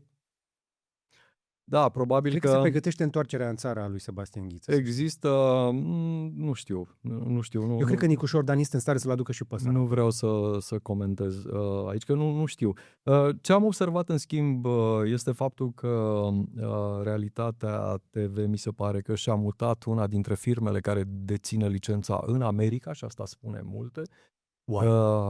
Sigur, e informație publică, nu vă spun eu ceva nou. Eu nu știam asta. Sigur, e una dintre companii acolo, iar relația cu America știu că este în atenția protejată a autorităților române și e posibil ca o îndulcire a tonului, dacă dumneavoastră spuneți că ați observat asta, să aibă această explicație. Dar n-a observat. La Realitatea nu, doar la România TV. Am înțeles. Satelit al Rusiei, totuși. Da, dar cu niște relații speciale. Cert este că ambele posturi sunt anti-Bolojan foarte, foarte virulent, iar personajul Până ajungem la Bolojan, aș vrea să merg la personajul niște principal, președintele României, este undeva în umbră, nu există din acest discurs. Asta este cea mai mare realizare a președinților României. După câteva luni descoperă cum să iasă din atenția acestor televiziuni. Cumva se întâmplă. Nu mai sunt interesanți. Dintr-o dată. Cu toate astea, Sebastian Ghiță apare în poze împreună cu Donald Trump Jr., care mai merge din când în când pe la Belgrad, deci nu e doar în aria de influență și de acoperire de semnal. Asta spun, a că Kremlinului. adică, mă rog, mi se pare o exagerare faptul că este invocat în acea corespondență. Nu cred că îi se poate atribui mai mult. E posibil să îi se poată atribui mai mult, dar noi deocamdată nu avem mai multe elemente. Avem însă, în schimb, acea fotografie în care prietenia cu Donald Trump Jr. este consolidată. Nu uitați, are una dintre cele mai mari investiții în Serbia, Donald Trump Jr. Ghiță, înțeleg că e acolo unul dintre sateliți, deci lucrurile să vedem ce se întâmplă mai departe, că Vucic e pe ducă. E în curs. E în curs, nu știm exact. Ar fi foarte interesant dacă s-ar schimba lucrurile. Încotro va pleca Sebastian Ghiță. Dacă Ei pică nu merg la dacă pică Moscova Vucic, direct, pică ei și preferă Ghiță. Statele Unite. Păi da, trebuie să plece. Mă Unde- interesează foarte puțin soarta lui Ghiță, ca să vă spun sincer. Unde e Orban zilele După astea, ce a apropo? picat Orban, Dacă vedem unde se amintiți-vă duce, că unde s-a dus Orban, e ministru de justiție din Polonia, care s-a refugiat, de Polonia Pisului, care s-a S-a refugiat în Ungaria și după ce Orban a pierdut alegerile, înainte să facă switch-ul la guvern, a fugit în Statele Unite și acum Iată. polonezii spun, dați-ne, deci s-ar putea și Ghiță să pleacă. deci tot în Statele Unite. înainte când pierdeai alegerile și nu mai erai în sfera de putere, plecai la Moscova. Știm că sunt faimoasele mimuri cu tot felul de dictatori care stau la masa aia și fumează probabil niște gaz rusesc, cum e Assad, cum sunt câțiva, știi? Acum, nu mai trebuie să se ducă la Kremlin, poți să ducă undeva unde vremea e mult mai plăcută, va fi în Florida. Nu poți să știi că s-ar putea după 3 noiembrie să fie un fel de Big Bang, un fel de 9/11 și să trebuiască să caute în altă parte. Nu știu, bărnam, China e o țară mare, e greu să te ascunzi ca caucazian într-o țară de populația Chinei. În China nu te poți ascunde. Păi asta zic, adică da, cu fața Au noastră încercat un europeană, jurnalist, a e greu. rezistat 20 de minute. E cu camerele alea. Eu știu un jurnalist Vai, care rezistă serios? foarte bine în China, este prezent acum acolo la invitația Cine? agenției de presă chineze care se numește... Jackson Hinkle, cumva? Nu, se numește Alexandra Păcuraru și cred că este de la Realitatea TV. Nu glumesc, să știți, este Ok. în acest moment. În China am văzut ieri un Da? ceva, Să știi că se promo poate sau... merge în China foarte ușor, am fost și eu. Dar chinezii cu sunt viză foarte turistică. bucuroși să te primească. Da. Dar nu cred, adică nu e un lucru rău că te duci în China, nu e un lucru rău Nu că despre asta. faci... Eu vorbeam de America. Specializeze în studii de Hai să vorbim un pic de America. Aș vrea să rămânem un pic la America, pentru că Orban a picat. Părea imposibil, dar a picat. A venit acest Peter Magyar. Să vedem. Să vedem. L-a pus pe cumnatul e ministrul justiției, nu? Înțeleg. Da, dar în aceeași zi și-a redus salariul. S-a retras? La jumătate. Nu mai știu. Și-a redus salariul, a luat girofarul. A de renunțat democrație. la sediul ăla luxos al guvernului, adică Am înțeles. Vedem. știți, fie și populist, dozează, atenție. Îl vedem. Deci cu Păi Peter da. Magyar o să vedem cum o să fie, că Da. deocamdată n-am mai blocat banii pentru Ucraina, pe de o parte. Să vedem ce se va întâmpla în Serbia. România pare așa și așa, dar Bulgaria, Slovacia, deci pe zona asta unde ne aflăm noi, domn profesor, fie că lucrează cu materialul clientului, dar lucrează. Rușii lucrează. Și întrebarea mea este... și Nu acum- le-a prea ieșit. În Ungaria nu le-a ieșit, nu le-a ieșit deloc. Nu știm încă. Păi, nu le-a ieșit. Ce să mai știm? Acolo tu ai Zice, o am unitate înțeles. care a Da. plecat la Budapest, ai și SVR-ul care a avut plan, ai și unitate de experți în tehnologii politice trimis de Chiriem, că au ieșuat, sunt supărat, mă, ce vrei. Ok. E evident că au ieșuat. Poate că luăm noi. E posibil ca România să ia locul Ungariei în această axă maga? Sunt, Nu știu, chiar e o în presa întrebare. internațională. Sunt Da, nu e speculații, ideea mea, am văzut-o Sunt speculații absolut. în presa internațională. Câte ori că pe tine România e speculând, viitoare. e ca Sunt la, prea la multe- Cațavencu, știi, cu 2 sau cu 3 urechi. Sunt foarte multe articole pe care le-am citit în ultimul timp în care jurnaliști și analiști occidentali se întreabă dacă nu o resetare a Ungariei înseamnă în mod automat și o resetare a României, adică să se mute centrul de influență pro-american, pro-occidental, nu? Dar folosesc bine? Pro-occidental de la Budapesta la București. Și este posibil, dacă stăm să ne gândim, că se protejează un interes american Pro-rus foarte, vrei să spui. foarte Mai degrabă puternic. pro-rus, aș spune. Pro-rus. Pentru că Articolele pe care le-am citit își spuneau această din ce problemă. vedem noi, Sergiu, este că interesele americane și cu cele rusești sunt cam aliniate în ultima perioadă și întrebarea Mai spune americane. Tot. Nu, sunt ale administrației Trump. administrației. Trump. Da, De acord. Și leg ceea ce ai spus mai devreme cu informația care a ieșit în ultimele 2 zile, cum că administrația prezidențială de la București a semnat un contract de lobby, se spune cum este, consultanță, lobby, de $500,000 pe lună pentru reprezentarea intereselor noastre la Washington. Deci, dacă Ministerul Afacerilor Externe likes this or not, nu știu, să ne gândim un pic, oare ce părere are Oana Țoiu, fi fost acolo când s-a negociat? Sau ambasadorul, sau avem sau ambasada consilierul. acolo? Avem ambasada în America, nu mai știu. Mai avem? Avem la Washington? Avem ambasadă sau am privatizat? Am întrebat Practic, ironic. ne privatizăm nu, ambasada. Nu, stați puțin. În vremuri normale, într-o lume normală, se face prin ambasadă. Ori nu trăiești niște vremuri normale. Adică? Cauza lui Trump, a felului în care Trump înțelege politica asta tranzacțională, Da. cu contracte, cu Pe firme șpagă. de lobby. Aș zice să nu ne grăbim aici. Este Deci posibil. eu n-aș critica, eu Da. din contra spune. Aș zice să stăm, să vedem în exact ce se România întâmplă. Este obsesia Și asta acum am devenit toți români în discuția asta. Nu, Noi te înțelegem că contrazic. trebuie să ungi Nu, te clanța contrazic, aia. George, te e contrazic. vorba de- Este e vorba vorba de exact de ce a realismul. spus domnul profesor, chiar dacă a stat 5 ani la ruși, poate să gândească ca Bush, nu era ca Iliescu. Uite, domnul profesor, cred că spune bine. Genul ăsta de politică pe care o face Trump este o catastrofă. Asta nu este niciun fel de politică. El este un tip care vinde și cumpără cum respiră, n-are absolut nicio problemă. Este foarte posibil, iar nu-mi place să fim vorbeți, să devenim vorbeți. Deci, una peste alta, nu aș aștepta să vedem ce cu acest contract de consultanță. Este posibil ca el să fi fost cerut expres, nu cred că e bine, N-avem așteptat de de către niște oficiali americani, astfel încât să se cimenteze niște relații, niște nu știu ce, la care românii, cu toată diplomația lor și cu toată iscusința lor, n-ar fi avut acces. Sau, dimpotrivă, este foarte posibil ca România să aibă niște obiective strategice pe care să le poată atinge numai pe această filieră. Vom vedea. Fără ministru de externe, fără președinte vedea. care este primul om care ne reprezintă pe plan internațional, primul ministru al României, cum i-a zis Donald Trump, Sigur că fără ambasadă. instituțional ai dreptate, sigur, este un mare semn de întrebare. Dacă acest contract era însoțit și de niște explicații, cineva să spună, poate că mai, cum să spun, mai disipat din această umbră, dar rămâne tot așa un bine cu foarte multe umbre. Deocamdată nu știm. Da. Deci așa cum unii dintre noi își plătesc abonament ca să aibă net cu 3 euro pe lună, Da. noi dăm 6 milioane pe an să avem net la Washington. Da, ai pe 5 luni contractul. Nu Ai doar pe 5 luni, deci 2 milioane jumate. Nu știu. S-ar putea ca Să banii vedem să fie rezultatele, installments. stați puțin, nu știm care absolut. sunt obiectivele, exact. Absolut. Dacă Am văzut vreau că o cei simplă care au- listă și 2 poze cu Trump e una. Dacă Da. vrei, nu știu, consolidarea prezenței militare americane aici, ți-ai propus Care prezență să militară, zici domn profesor? Pentru că 10.000 de oameni cu Ce- tare polon. în ultimele poți 2 să zici, da, săptămâni domnule, ai făcut treabă, bravo, aplaudăm, firma. Așa se face politicație, simplu. va funcționa. Așa se face politica de către De administrația către Trump. administrația Trump. Azi cu administrația Ia. Trump. Deci, Deci, în ultimele 2 săptămâni auzim de niște mișcări de trupe care ori pleacă, ori nu mai vin, în timp ce rușii... dar nu mai pleacă. A zis Trump că nu mai pleacă. A zis că le scoate, le aduce. După aceea Deci zice, cum păi a rămas? iubesc pe președintele Poloniei, că e de-al meu, Da. e maga. Și a zis, nu le mai retrag.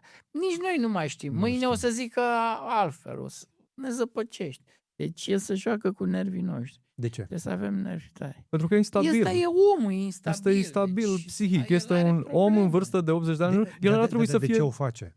Nu doar pentru că e instabil. Pentru că habar n-are, nu are un Nimic, plan. Eu cred că un înțeleg. haos mai mare decât în administrația americană, nici măcar în administrația românească nu există. Nu vedeți ce se întâmplă. Asta e un fel de ceva compliment pentru incredibil, pe cuvânt. Dintr-o dată, da. Păi, mi se pare că administrația română are cât de cât un tip coerent. știu, E e Pahonțul o acolo, care coare, știe tot.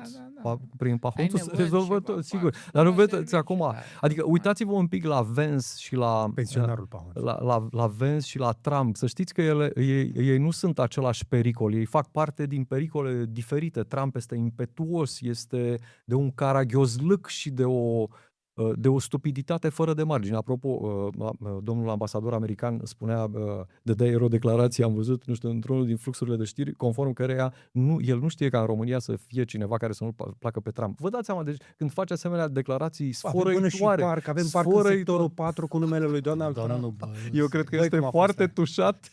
Eu zic că în fiecare oraș condus de un primar PSD-ist trebuie să avem. Dar eu cred că ar trebui să ne bucurăm cât mai putem, sigur, să ne bucurăm este un eufemism, de faptul că Trump este încă la putere. Ce vom face dacă vine Vance la putere? Care ne-a spus la de-abia mi minte se pare exact că ce crede. este înfricoșător, mai mult decât atât. În spatele lui sunt, știi foarte bine, Cine? sunt magnații Peter Thiel, Așa. Mark Andreessen, Bajir, cum îl mai cheamă, cel de la Balaji. Balaji, de asemenea, deci toți marii tehnocrații ai lumii, toți acești oligarhi care spun acceleraționiști și neoacceleraționiști care spun foarte clar că societatea de astăzi nu mai poate fi condusă decât de către o elită care știe mult mai bine decât... Absolut. De ce? Să știți că nici măcar nu mi se pare o idee chiar așa de stupidă. Sigur, nu aș vrea să se întâmple asta niciodată, dar uitați-vă, ei spun așa, dom'le, nivelul de educație este atât de scăzut, este atât de limitat. Inteligența artificială, tehnologia va face ravagii, va scoate foarte mulți, va oferi și foarte multe locuri de muncă, dar va scoate în exteriorul pieței forțe de muncă foarte mulți oameni. Va face, în schimb, ceva fundamental. Apariția inteligenței artificiale va afecta dimensiunea socială a muncii, demnitatea muncii, valoarea socială. Noi, sigur, în afară de faptul că eu am tricou alb și domnul profesor nu știu ce, noi ne definim o parte din noi, ne definim și prin ceea ce facem. O mică parte, sigur, noi spunem că nu, dar în sinea Francezii noastră... se definesc prin faptul că ei trăiesc, beau și se distrează. Nu e, ia să vezi un francez Am auzit arogant care... Să-i Dar spui, noi, oamenii care... ne lipsește, vă dați seama ce s-ar întâmpla în momentul în care noi nu ne vom mai raporta la ceea ce ne valorizează pe noi în ochii noștri mai mult, pe foarte mulți dintre noi ne valorizează munca. Știți, eu a trebuit, din ce făceam la știri și din, mă rog, ce dracu de școală am și eu, a trebuit să, cu nebunia de care v-am spus la început, să mă duc să gătesc comercial la tigăi, la tăvi, într-o lume cu bucătari. Asta după ce ai fost și taximetrist. Da, după ce am fost și taximetrist. Deci, nu am avut această problemă, însă sigur trebuie să te reinventezi, adică trebuie să accepti Că lumea se schimbă. De ce am spus de Vance? Vance îi are în spate pe acești oameni care ei nu se joacă. Sunt un pericol major, nu numai pentru... Doamne, ce-o treabă ăștia cu democrația? Nici să n-audă de așa ceva. Ei promovează un concept de corporații care guvernează orașe, țări, sisteme și mai ales oameni. Sunt inclusiv pregătiți să acorde acel Basic Universal Income pentru cei care vor deveni, îmi pare rău că trebuie să vă folosesc acest cuvânt, dar ei există în termenii de specialitate, useless. Sunt oameni inutili, vor deveni foarte mulți oameni inutili care vor primi acești bani. Cât să nu moară de foame, nu știu dacă este bine sau rău, dar sună înfricoșător. Pentru un tip ca mine de aproape de 60 de ani, sună absolut înfricoșător. Adică în afara muncii, cum să spun, cine am fi noi în afara a ceea ce muncim? Am fi soți buni, am fi tați buni, am fi vecini foarte buni și totuși o mică parte din noi, o mică parte a demnității noastre stă în faptul că suntem capabili, ca prin munca noastră, să ne întreținem familiile. În momentul în care va dispărea, când mă refer la demnitatea muncii, la asta mă refer, când va dispărea acest lucru, ce se va întâmpla cu noi? Am făcut o paranteză. De asta spuneam, cred că ar trebui să ne bucurăm de faptul că avem un nebun acolo și să ne gândim cu îngrijorare dacă va veni Vance. Recomand Substack-ul lui Sergiu, în care vorbește în ultima postare. O să vă las link în descriere fix despre orașele corporației. Da. Este vorba despre Prospera, este vorba din Honduras, este vorba despre Jacksonville sau Starbase și este vorba despre Los Angeles, care între timp se năruie, și despre alte orașe americane. San Francisco, de ce nu spui nimic despre experiența ta americană? Te rog. Vin de acolo și am fix experiența asta. Și mă pregăteam să te contrazic, dar nu am cum. Pentru că în San Francisco, în centru, unde era plin de homeless, nu știu, ați fost în San Francisco? În 2006, ați fost prin centru, pe lângă Union Square? Da. V-a fost teamă? Data respectivă, nu?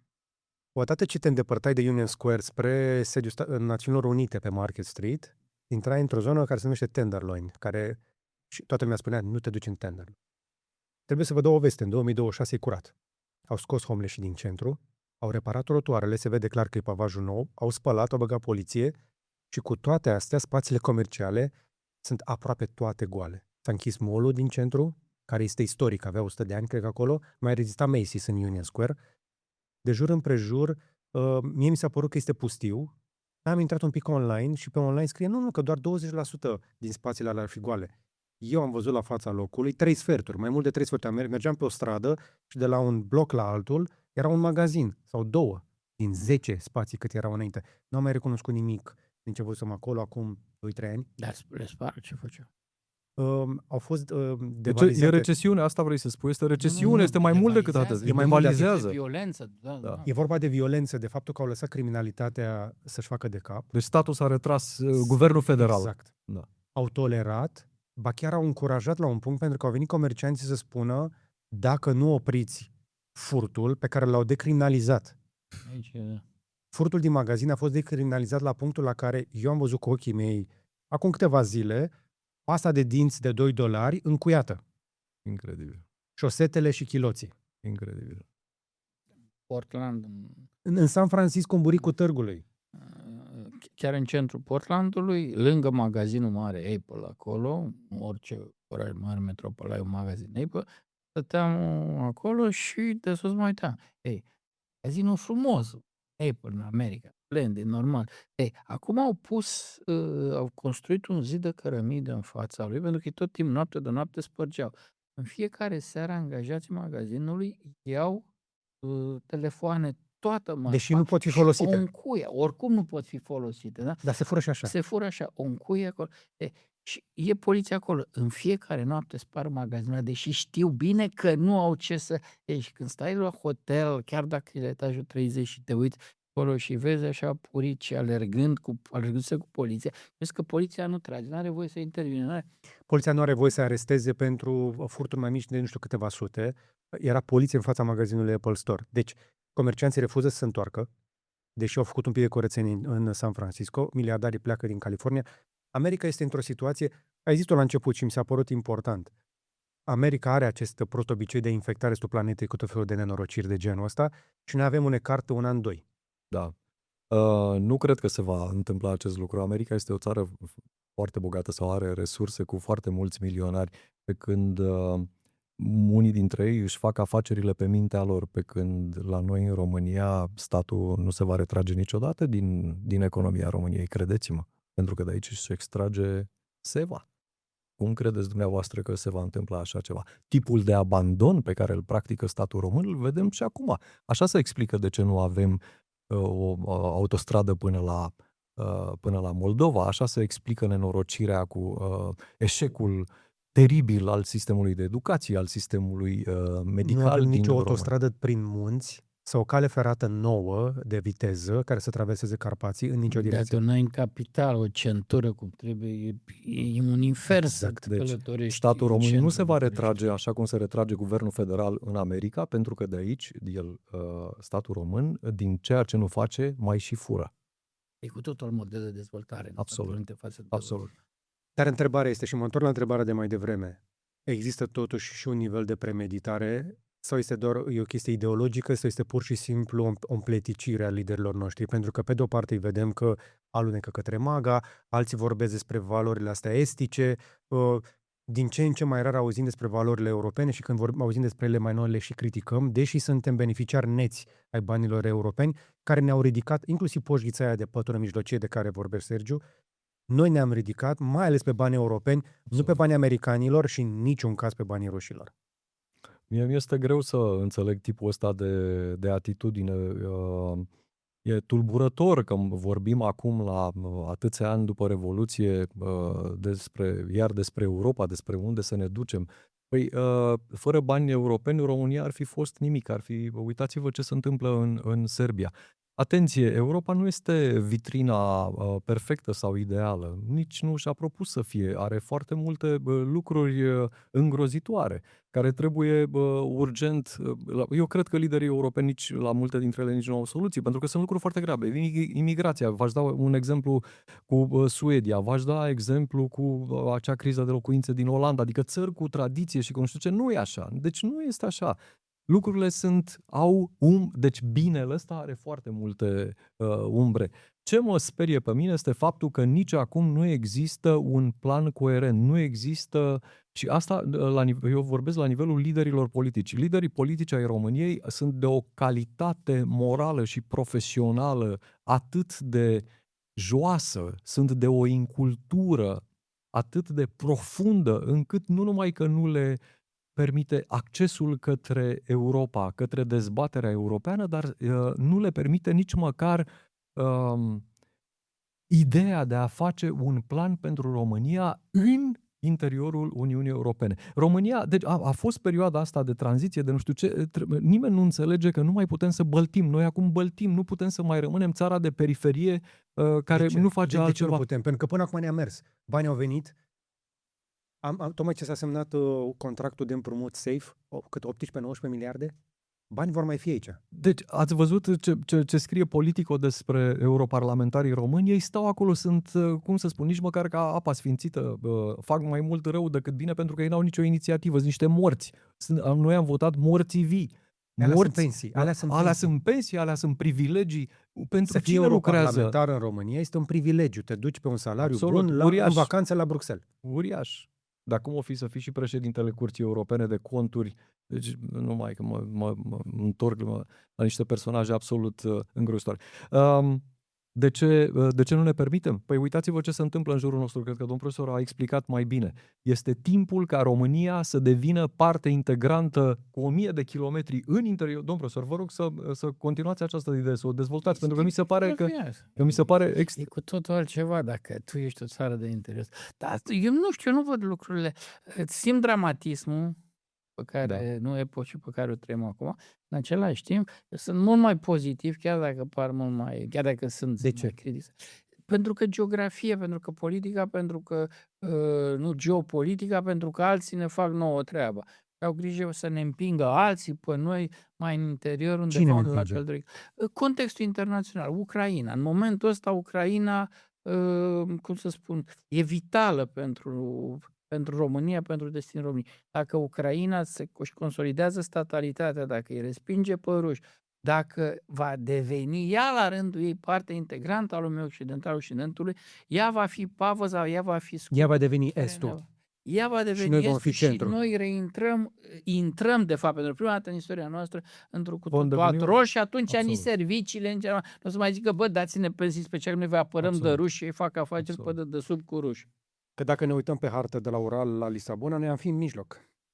E geografia Fizică. fizică. Da. Eu fac diferență între geografia fizică și geografia politică. politică, da. Tu în geografia politică ai fost tot timpul pe limes. Da. Da? A venit Imperiul Roman, nu te-au ocupat, Decebal, Traian, bun, hați te-au luat, te-au ținut 100 și Și ceva de ani. atunci de ce să ne agităm, Sergiu, dacă tot ne împinge geografia?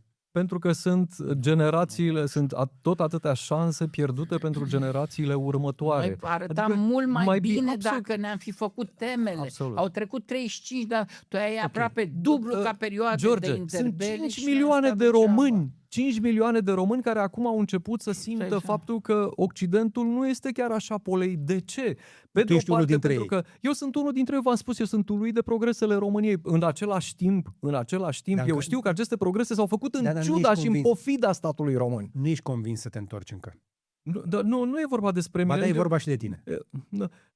Eu sunt român. Orice aș face, pot să trăiesc oriunde. Eu Dar de ce nu aici? scriu și nu Prea aici. frumoasă Noua Zeelandă. Nu e vorba despre asta. Nu, cred că nu este timpul potrivit. Mi-aș dori la un moment dat încă să... nu e v-a răspuns. Și încă cine să o nu facă? e suficient. Cine să-ți creeze ție pista de Da, aterizare da. înapoi? Nu trebuie spre să-mi casă? creeze mie nimeni nimic.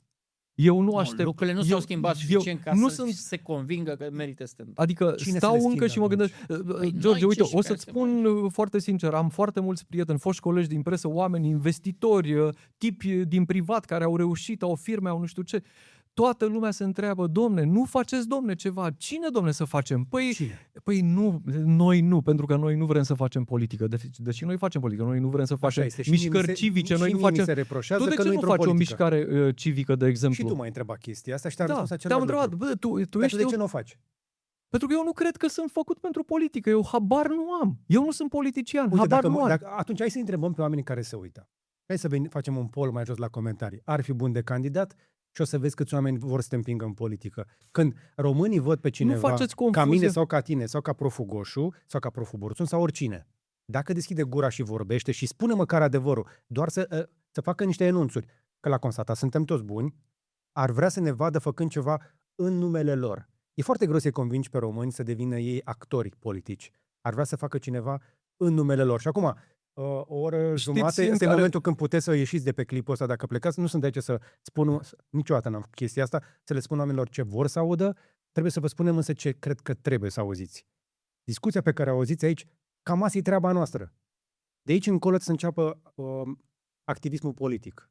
Cum o rezolvăm pe asta? Activismul politic nu cred că va fi posibil foarte curând. Din ce motiv? Din punctul meu de vedere, nu cred că există suficientă acumulare de masă critică, astfel încât de foarte bună calitate, adică mă gândesc la oameni educați, la oameni care au reușit prin propriile forțe, nu neapărat prin meritocrație sau cum intrăm acum în alte, dar au reușit prin forțe proprii să facă ceva, oameni care pot trăi la fel de bine și la Londra, și la Viena, și la Paris, dar care aleg să intre în România și să-și dedice timpul, energia și banii, atenție, și banii să-și bage într-o astfel de mișcare. În momentul în care, sigur că am vorbit de foarte multe ori, în momentul în care se deschide o astfel de oportunitate pentru o mișcare politică, pentru un partid politic, deja intri într-un joc democratic, atenție, pe care noi acum, sigur, observatori, ne dăm cu părerea despre aia nu e bine, aia nu e bine, va trebui să fim supuși acelorași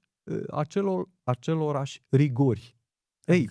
Asta înseamnă foarte multe filtre. Cine intră în acea mișcare civică? Ce plan are acea mișcare civică? Ce își propune ea în primul rând? Eu, de exemplu, cred, în acest moment s-ar putea ca niște sociologi să mă contrazică domnul profesor. Eu cred că România are nevoie, de exemplu, de un partid socialist, deși sunt foarte multe partide de stânga în România, aproape toate, nu există niciun partid de dreapta, n-am văzut, nu știu, dacă îmi spuneți dumneavoastră că are un partid de dreapta, îl mănânc. Eu nu văd de stânga. Da, eu cred într-un partid socialist care să aibă 3 obiective mari și late. combaterea sărăciei. Este inadmisibil ca România să aibă un asemenea decalaj rural, urban, aibă zone atât de spectaculoase. Cum te duci la Oradea, te duci la Cluj, în marile orașe, Brașov, este minunat. Dar nu se poate la 30 de kilometri de București să fie în continuare școlarizarea, alfabetizarea, educația. Deci, combaterea sărăciei, combaterea semi-analfabetismului și analfabetismului. Copiii trebuie toți duși la școală. Locul întâi în Europa și vin după noi francezi la analfabetism. Da? Funcțional, da? Inadmisibil. Justiția. Cum să spun? Aici nu am asta nu am absolut nicio soluție. Nu știu, regimul mi se pare că sistemul este atât de putred și de ticălos încât eu cred că nu are șanse. Poate noile generații de procurori, dar de cine învață pe noile generații de procurori? Adică cine sunt cei care îi trăinuiesc? Cine sunt mai mult de jumătate din români nu mai vor niciun partid actual. Mai mult de jumătate din români sunt pregătiți să renunțe la toate partidele actuale. Și eu cred asta, o Românie nu reformată, pentru că a reforma România înseamnă să dai aceleași clase politice care a adus-o în această stare, să-i dai atributul de a reforma. M-am săturat de reforme. România trebuie refondată. Această clasă politică, mizerabilă, incompetentă, trebuie să dispară. Este foarte simplu. Trebuie lustrată. Cuvântul lustrație. Ăsta este motivul, ăsta este unul dintre motivele. George, domn profesor. Păi domn să apară alta. Ok, o lustrez pe asta, au fost două momente mari în 89. Legea lustrației, securismul și justiția, comunismul, farsa judiciară prin care l-am omorât pe Ceaușescu. Alea ne bântuie și astăzi. De acolo pornește rău fundamental. Ce punem în loc? Pentru că deocamdată vorbărie, ca aici. Exact. Nu există... Nu, ideea cu refondarea asta... refondarea și ilustrarea. Am de mult și cred că, de fapt, aia e soluția spre a dar mie mi se pare, să spun, un fel de fata Morgana. Da, și atunci, hai să devenim un pic pragmatici, pentru că ați deschis foarte scurt subiectul și v-ați să intrăm un pic pe Ilie Bolojan. Pentru că Ilie Bolojan ar trebui să fie noua speranță al reformării politice românești. Ați folosit cuvântul reformare și cred că l-ați folosit corect. Cu intenție. Cu intenție, am înțeles. Eu am spus... Refondare nu, reformare cred că da.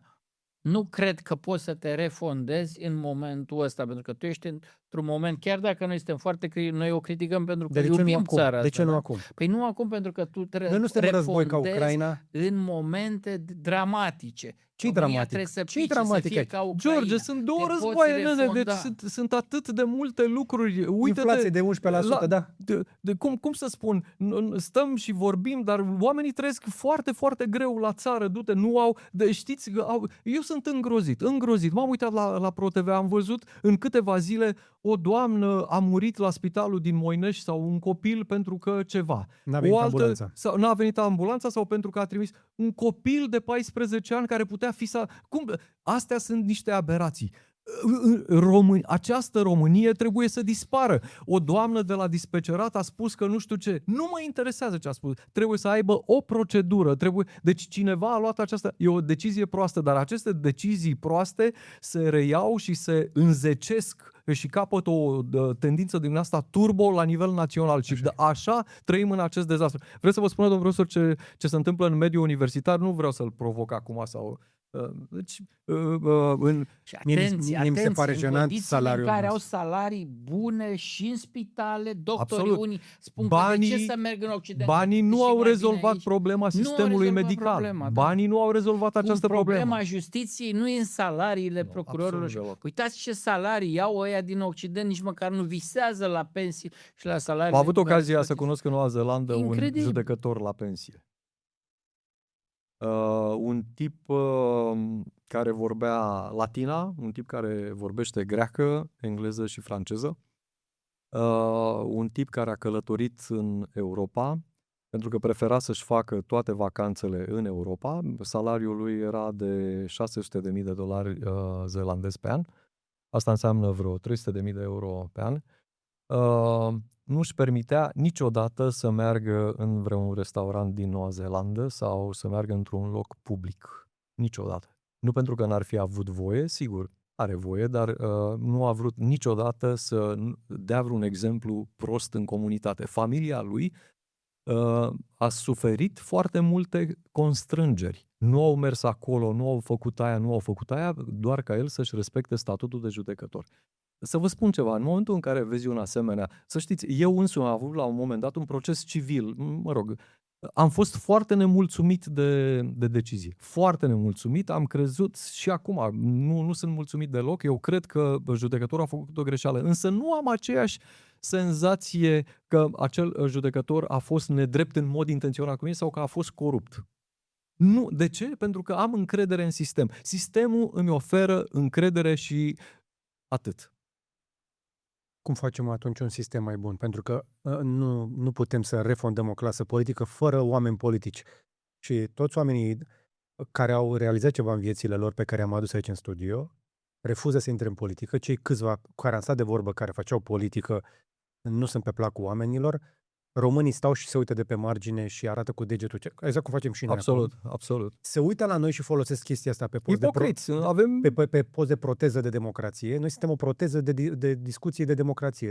În loc să se întâlnească cu prietenii lor, să zică, bă, ce facem aici la noi în comunitate, se uită la noi, cum ne plângem de România și zică că cineva le ascultă gândurile și le pun în vorbe. Pentru asta, să știți, a face un partid este o construcție uriașă și foarte costisitoare. Este îți trebuie nu numai nervi și minte, dar îți trebuie și oameni de foarte bună calitate morală și profesională. Și nu avem așa ceva în comunitățile noastre? Ba da, eu cunosc foarte mulți oameni de acest gen, dar refuză să se bage în acest joc, pentru că știu că este o clasă mizerabilă politică și un joc politic în care ar trebui să intre la un moment dat. Nu se poate să zice gata de la zero. Există varianta unei mișcări civice la un moment dat care să se transforme într-un partid politic. Nu știu știu că sunt foarte multe vorbe, nu numai la București, și la Timișoara și la Cluj, am înțeles. Nu știu dacă se va cristaliza ceva. Poate luăm modelul lui Peter Magyar. Luăm un om bun, îl punem în frunte și îl punem să meargă pe jos. Și să vedem cine se pune în spatele lui, fizic. Domnul președinte Nicu Șordan e un om bun? Nu mai sunt convins. Domnul Nicu Șordan, exponent al societății civile, un tip... A trădat societatea civilă. Până la proba contrarie... Nu știu dacă a trădat, habar n-am. Până acum nu am probe contrarii. Eu mă întreb dacă are un plan. Dacă are un plan, dacă știu să-l comunice. Deci se împleticește, nu? Nu-mi dau seama. Domnul profesor, ce părere aveți? Eu am crezut că îl cunosc, am crezut că știu mai mult despre el, dar ultimele 10 luni, să zicem 8-10 luni, m-a contrazis. Cunosc câteva personaje din apropierea domnului președinte, sunt intelectuali, adică sunt suficienți? Nu regăsesc, nu. Cine este omul președintelui Consilierului pe Justiție? Nu știu. Cine este consilierul lui pe afaceri externe? Pe afaceri externe, cred că domnul Naumescu sau... Lazurcă, da. Cine este pe inegalitate? Nu știu. Cine este pe tehnologie? Haideți, domnul, ce dracu. Adică aș putea să continui. Aici e un risc chiar mare, pentru că ne luându-și nume în jurul lui, așa, riscă să nu există un consilier pe politică internă. Exact. Nu există un purtător de cuvânt. Sau pe servicii secrete. Nu există... Dar noi nu avem șef la serviciile speciale nici acum. Dar știți, îl avem pe domnul Pahonțu. De asta mi se pare extraordinar. Domn, ne va scoate pe toți la pensie. Ne va scoate pe toți la pensie. Domn, pe cuvântul de... Are 70 și cât? Are 70 și un doctorat. Are 70 și un doctorat. Cum dracu scrie miau? Credeți că îl scrie corect? A văzut cineva? Există acest domn Pahonțu? Sau este... Ultima oară când l-am întâlnit era șef la brigada specială de intervenție a jandarmeriei. Iar lucram la Antena 1 de noapte și mergeam și prindeam în spate la scala doamnele care ieșeau la stradă. Da. Cred că are informații despre toți. Vă dați seama că în 20 de ani în arhivele SPP-ului se află foarte multe lucruri din viața privată a politicienilor și a demnitarilor. Bănuiești. Din job description-ul SPP-ului, nu? Deci nu suntem tâmpiți, știm exact cu ce se ocupă SPP-ul. Deci domnul Pahonțu, paza și protecție. Cu paza și protecția, sigur că da. Ca să te protejezi, trebuie să știu exact cam ce faci. 9 servicii. Și ți-a scăpat cel de la Patriarhie. De ăla nu știu. Nu știu acolo. Singura investigație pe care mi-a oprit-o domnul Sârbu Domnul Sârbu, dacă vă uitați pe internet, să spuneți dacă e adevărat sau nu, a fost una pe care am făcut-o cu un preot pedofil. Serios? Mhm. Dar în ce an eram? Plecasem deja la ProTV, era 2005. Păi 2005 România era în epoca de piatră în 2005, îmi pare rău. Cum ai fi vrut tu să-ți dea cineva așa ceva pe post? Păi eu când am făcut știri cu niște popi, m-a furisit ăla, nu știu, mi-a dat un telefon, nici nu știam cum să vorbesc cu el la telefon. I-a zis, hai bă, Stoica? lasă-mă în pace. Nu, era Stoica, da, m-a scăpat Atulici, nu știu cine. Știi unde are parohie Popa Stoica? Nu știu. Vis-a-vis de ProTV. Vis-a-vis de Nu ProTV. poți să joci chestia asta, n-ai cum. A primit parohie când s-a retras de la birou de presă? Nu știu dacă mai e acolo. Știți, acum, noi suntem ironici acum, dar vedeți, Biserica Ortodoxă Română, după părerea mea, este iar o altă instituție care a eșuat în a-și face treaba. Nu l-a eșuat. Influența Și-a ei, făcut sediu central influența lângă ei- Parlament. influența Mai ei, înalt ca Parlamentul, Sergiu. da, Cea mai înaltă clădire, la cea mai înaltă altitudine din București, păi asta înseamnă smerenie, nu? Sau? cea mai înaltă clădire din capitala României, nu mai e Parlamentul acolo pe deal. Păi smerenia e cea mai bună grandoare pe care o au. Și are și bisericii. lipsi ca să ajungă mai aproape de Dumnezeu. Da. Asta mi se pare iar un lucru foarte trist, cu o asemenea influență în societate să fie incapabilă să-și ia rolul în serios. Sigur, are câteva acțiuni, știu că există, dar este mult prea puțin. Știi că mănăstirile care se extind într-o veselie prin România și Sunt au tot felul de activități business-uri. comerciale, sunt Sunt business-uri, business-uri. nici măcar nu și-au autorizații de construire, nu are nimeni curajul să le verifice. Dar vrei să intrăm în domeniul fiscalității? Câte impozite plătesc? Sau Ei hai așa că- zic că plătesc. Haide să fim serioși. Haide să fim. Deci toată lumea vrea să fie special în țara asta, inclusiv clerul. Da. Și atunci, Știi ce n-ar fi decât țară de special? Ei de ce n-ar fi? Ce? Serios, chiar de ce n-ar fi speciali? Toți suntem speciali. Știți că vorbeam la început despre fragmentarea socială a României. V-am spus printre altele că eu cred că acest lucru este la fel de grav ca și criza economică, poate mult mai grav. De ce? Pentru că atacă ființa națională, atacă structura socială, coeziunea, lipsa de coeziune socială. Vă dați seama că în toate aceste discuții nu putem să avem fapte comune. N-ați văzut? Inclusiv noi, eu cu domn profesor, cu tine, avem fapte diferite, avem perspective diferite. Vreau să vă spun ceva. Păi și totuși, dar e normal lucrul ăsta, Sergiu. să Este avem. normal, dar la un moment dat trebuie să ne oprim din a face lucrul ăsta și să ne referim la fapte strict și apoi să începem să căutăm niște soluții. Media nu este un exemplu bun, media nu face, este un accelerator al acestei lipse de coeziune socială, un accelerator îngrozitor. Cred că o face inconștient, inclusiv tipii ăștia care, mă rog, nu vreau să-i critic foarte tare, pentru Rating. că de bine de rău. Rating. Nu sunt unii mai spălați care de bine de rău fac lucrurile mai decent, dar greșesc fundamental pentru că ei nu-și asumă o misiune civică. Sunt foarte mulți jurnaliști. Când am început eu să fac presă, nu știam nimic. Citisem 3 cărți, mă rog, sunt cărți de căpătâi. Citisem Marshall McLuhan, îmi e profesor și acum. Și-au ratat vocația pentru că nu au capacitatea, nu au curajul de a spune cine sunt și în ce arie civică joacă. De ce spun asta? Orice construct, orice produs jurnalistic este biased de la bun început. De ce? Pentru că are loc un proces de editare. Dar cum se produce această editare? Această editare se produce în primul rând printr-o selecție a faptelor. Deci am selectat niște fapte, al doilea lucru înseamnă o ponderare a acestor fapte, iar al treilea lucru înseamnă a le da o perspectivă după ce le-am selectat, le-am ponderat și le pun într-un întreg. Deci, prin urmare, din capul locului, acea perspectivă înseamnă că eu am editat realitatea. Nu mai suntem... Ca să faci nu un mai- platouaș. Absolut! Și de ce dacă lucrurile stau așa, de ce ne omoară corecții ăștia cu adevărul și cu dracu și cu... Sigur că de fapt, despre asta este vorba, despre adevăr. Dar adevărul începe cu tine. Adevărul trebuie să spui, noi suntem un post de stânga sau de dreapta sau de nu știu ce. Adică nu mă lua de prost, este o jignire incredibilă. Adică tu nu vrei să spui că ești pro-european și pe dracu și nu știu ce. Știu, am văzut că ești pe... Dar știrile de la tine vin doar dintr-o parte. Mă iei de prost. Atunci putem să spunem chestia asta că cei de la Recorder sunt socialiști? Cred că eu m-aș încumeta să spun, spre surprinderea mea și spre dezamăgirea mea, că majoritatea presei din România este o presă de stânga, este o presă Că dă bine. în primul rând, care urăște bogații, dar care îi urăște și pe săraci în aceeași măsură. Îi lasă acolo, doar îi folosește. Asta mi se pare îngrozitor. Înțeleg de ce urăște Are o luptă bogații. de clasă. Da, urăște bogații, da, dar este o luptă complet stupidă. Pornește din ceva organic, nu au nicio ideologie. Adică în loc să înceapă să ofere microfon tuturor acestor oameni, să-i invite pe acești bogați să ofere din bogăția lor. Sunt oameni, că știți că sunt oameni care vor să doneze, vor să facă bine. Sunt unii care au avut noroc și să-i pună în legătură cu acești săraci. Sunt foarte mulți nefericiți ai sorții, foarte mulți. Știți, vorbeam despre Becali, v-ați dus vreodată pe acolo, ați trecut prin fața...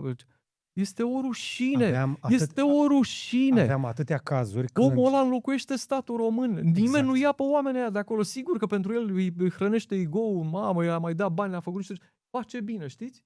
Și nu De 20 de este... ani. A rămas crocit, că sunt cărucioare, sunt oameni care stau la rând. Când aveam câte un caz din ăsta social, că așa le ziceam, nu? La televiziune, cazuri sociale grave, îl sunam pe Gigi Becali și se rezolva. Am avut nu știu câte numai eu. Până m-am lăsat de partea asta de cazuri deci sociale. nici măcar nu poți să te superi pe el. Eu nici nu pot să mă super pe Gigi Becali. Eu am mers cu el și l-am văzut dând din mână bani, inclusiv la Atos, inclusiv la toți săracii, făcând o fel de chestii. Dacă are o grămadă de nenorociri pe care le spune, dar... Vezi, George, unde e diferența? Americanii l-au pe Thiel și pe, nu știu ce, noi avem pe Becali. Asta e diferența. Domnul profesor, ce ziceți? Dar m-aș întoarce la Peter Thiel. Da. Nu ți se pare spectaculos cum a reușit totuși să-și-l impună pe J.D. Vance ca vicepreședinte în fața unui Trump care niciodată nu a promovat pe cineva care să-l fi vorbit de rău? Eu cred că l-au făcut pe Trump sărac cu un foi de viță, el cred că nici nu înțelege. Eu cred că Trump e ca mine, pe cuvântul meu, deci cred că are BlackBerry, folosește BlackBerry la fel ca mine și acum, nu înțelege, este departe. Uitați-vă la limbajul lui, serios, vorbește o... Câte sute de cuvinte folosește. Absolut. Deci nu utilizează mai mult de 300 de cuvinte. I'll get them hard, hardly. Deci este ceva o să avem uluitor. Un great deal sau no deal. 5 ani ca dezvoltarea creierului. În nivelul unui copil de 5 ani, ca număr de cuvinte, feluri de cuvinte. Și atunci, pe mine mă surprinde că nu există un sistem de check and balances la care anglosaxonii, americanii sunt foarte buni. A dispărut, nu există nicio minte limpede ca și când... Nu mai există, că nu. Păi asta explică de ce... Care e lecția de învățat pentru România? Uite, că deja v-am ținut foarte mult. România trebuie să aibă, domnul profesor, vă rog, am vorbit prea mult. România trebuie să investească în educație, ce spuneați mai întâi. Ok, dar ce facem acum? Pentru că altfel cu rețele sociale, cu manipulare, cu propagandă, o să ajungem, nu ca America, mult mai rău. Știți ce mi se pare cel mai important? Ce ar trebui să facă, un lider politic luminat?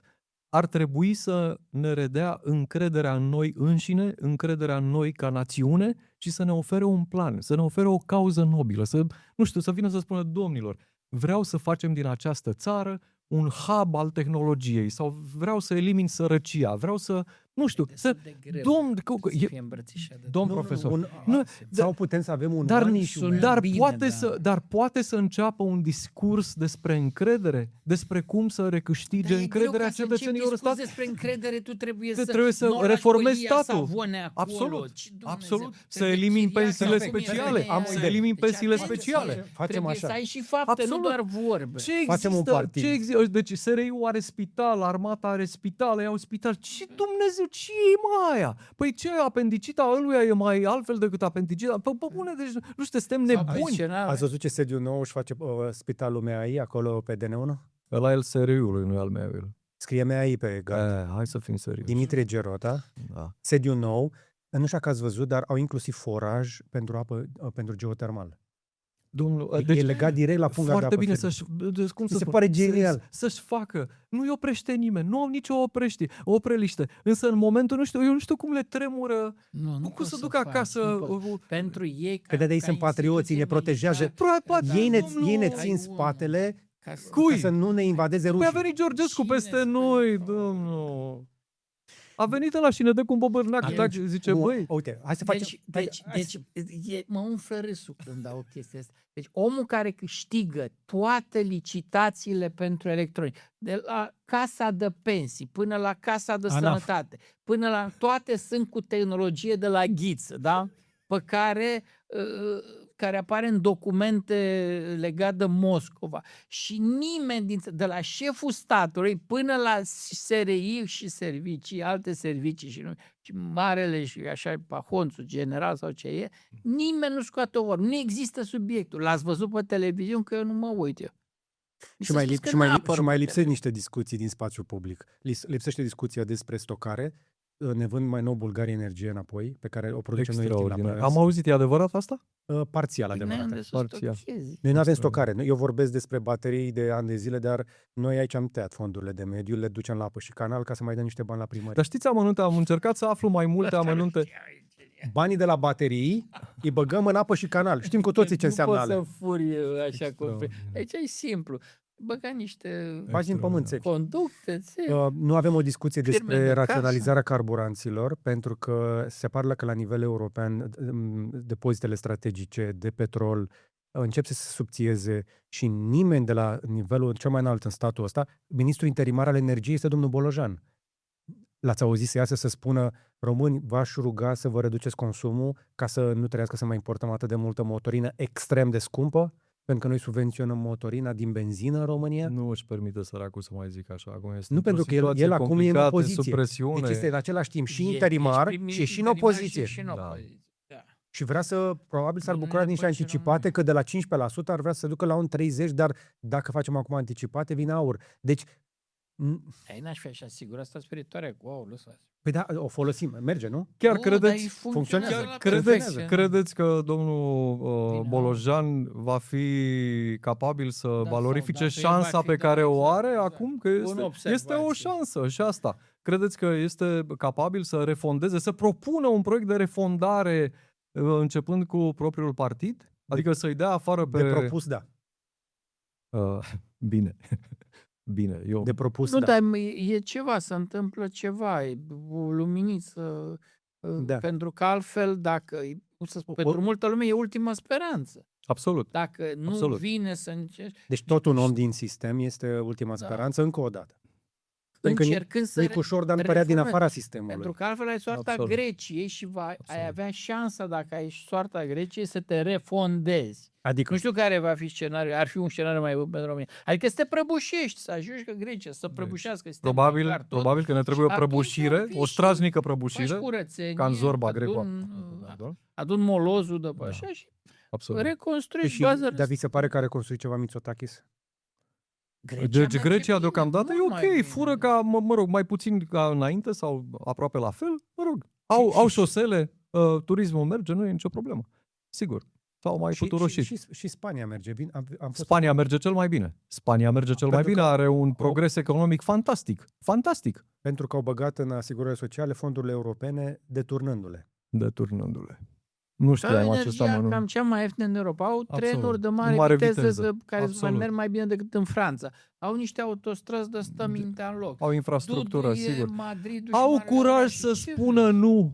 Extraordinar, vă dați seama, au curaj să spună nu. Câți dintre liderii români ar fi avut curaj să spună nu pentru România? Asta este mai bine. Sau să spună da, obținând ceva la schimb. Noi ce am obținut la schimb pentru faptul că stau avioanele US Air Force lângă pista de aterizare și de decolare de la aeroportul Otopeni. Singurul aeroport internațional cu adevărat funcțional are avioane parcate americane fix lângă pistă, care până una alta transportă cherosen. Nu cunosc, nu știu. Nu vi se pare o slăbiciune?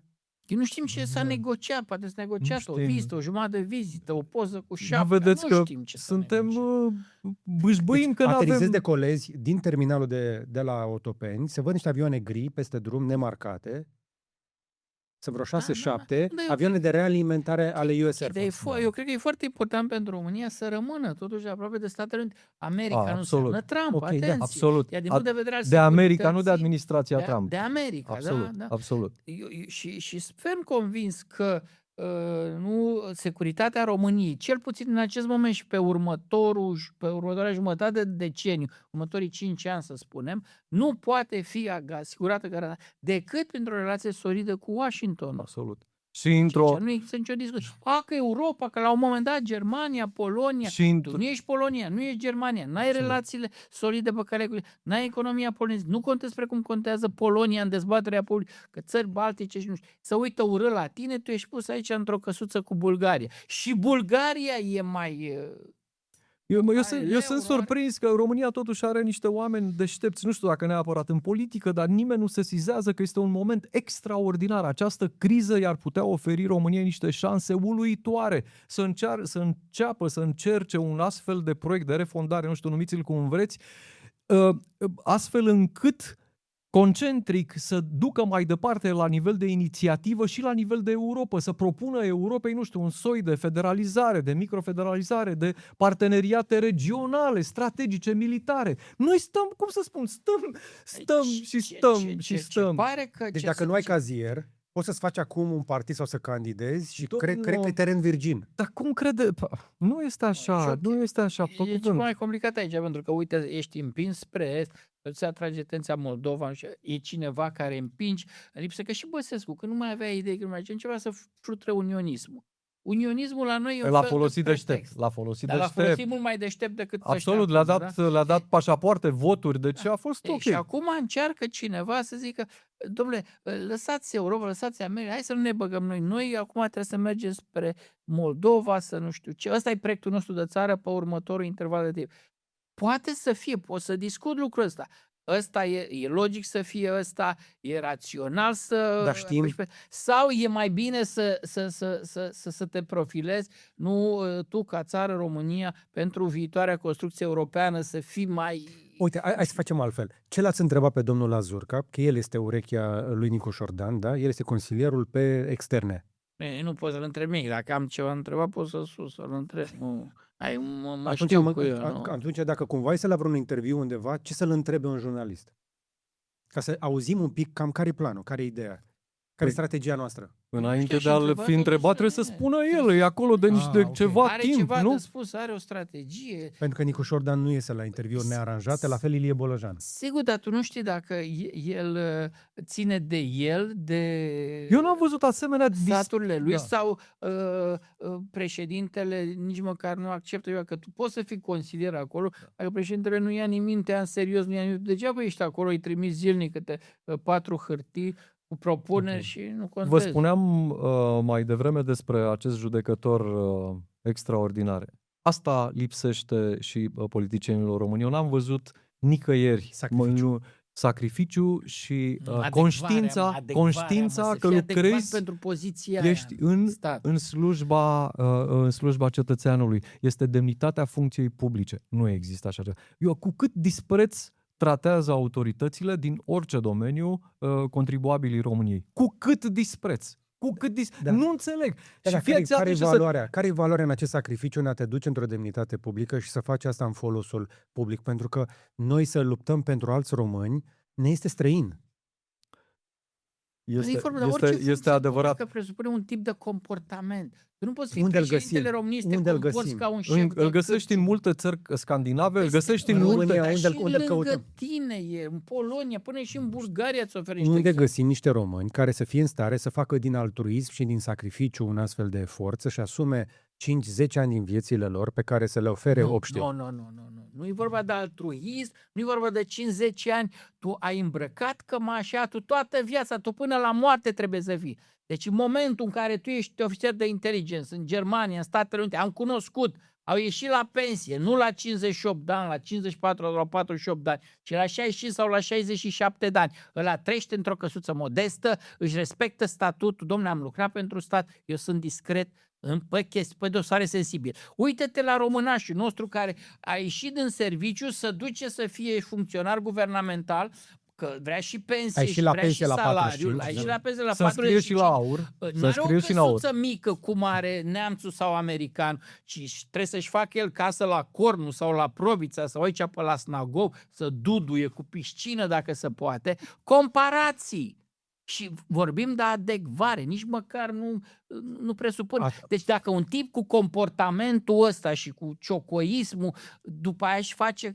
Deci eu n-am văzut o anchetă la servicii. Dom'le, cum de au oamenii ăștia bani să-și facă casă cu piscină de 1.000.000 de euro? Eu n-am văzut. În Germania l-a arestat pentru că nu reușea undeva la 32.000 de euro Ia uite, să subiect dovedească. de anchetă serioasă. Nu Deci, faptul că, adică aflu despre acum asta că vorbim. IGP-urile se conduc prin împuternicire extraordinar, se conduc prin împuternicire de 20 de ani. Știam. Bă, da, luați-i pe toți ăștia de la IGP-uri, luați toți șefii de companii de stat, să vedeți ce case au. Bă, de unde sunt, mă? Și repet, nu nu a avut trebuie... nimeni curajul să-l oprească pe Drăgan, pe chestorul ăla Drăgan, care avea CV-ul plin de împuterniciri, să zică, boss, taci, nu mai comenta asta. S-a împușcat singur în picior. Nici măcar atât adecvare nu De au. ce? Pentru Numai că că este sunt un și dispreț, proști rău, asta un e. dispreț profund față de De români. dispreț. Dispreț profund. Ce recomandări aveți? Ce plan? Cum vedeți următorii 2-3 ani? Din câte aud din toți oamenii care stau de vorbă, următorii 2-3 ani sunt critici. Vin mai multe tipuri de transformări care se suprapun. Cum îi vedeți din punctul de vedere? La nivel social, politic, local și la nivel macro. E greu să fac vreo predicție, nu cred că sunt pregătit să fac asta. Spun și eu niște vorbe, deși eu mă feresc de asta, nu vreau să devin un vorbete de ăsta de televizor. Pentru mine, E un cred că podcast, Sergiu, vorbim. important este ce se întâmplă la midterm, acum în Statele Unite. Ok. Asta cred că va mai atenua dacă nu va Presiuni câștiga, mari. absolut. Ok. Absolut, deci se va prăbuși probabil sau nu, dimpotrivă. Dar eu cred că se va desumfla nebunia asta americană. Simte chestia asta că de asta Absolut. hai acum la guvernare, hai acum repede. Iar în plan politic, eu Probabil. cred că vom asista la niște răsturnări în interiorul partidelor. Adică scorurile pe care PSD trebuie să dispară după scena politică. El nu mai are o ofertă politică concretă pentru alegătorii lui. Da, știu El asta. s-a transformat În ca și PNL, să știți că el tot așa, umbrele binelui. Domn profesor, sigur, știu că să știți că nu falsific realitatea de data asta. E să vedem, ea spune. PSD asta și zic eu dacă PSD face. și PNL s-au transformat în niște organizații profesioniste și profesionale de administrare a puterii. Ele au încetat să mai fie cureaua de transmisie dintre cetățean și stat. Ele au rupt acest apanaj și mai fac ceva mult mai ticălos. Ele folosesc puterea, se mânjesc de puterea pe care i-o dau alegătorii și vorbesc în numele lor, deși nu au nicio treabă cu alegătorii. Știți, asta e un concept, există cum se numește? Ruling the Void, gestionarea, administrarea vidului, The Hollowing, e o carte celebră, este un politolog irlandez. Ideea este asta.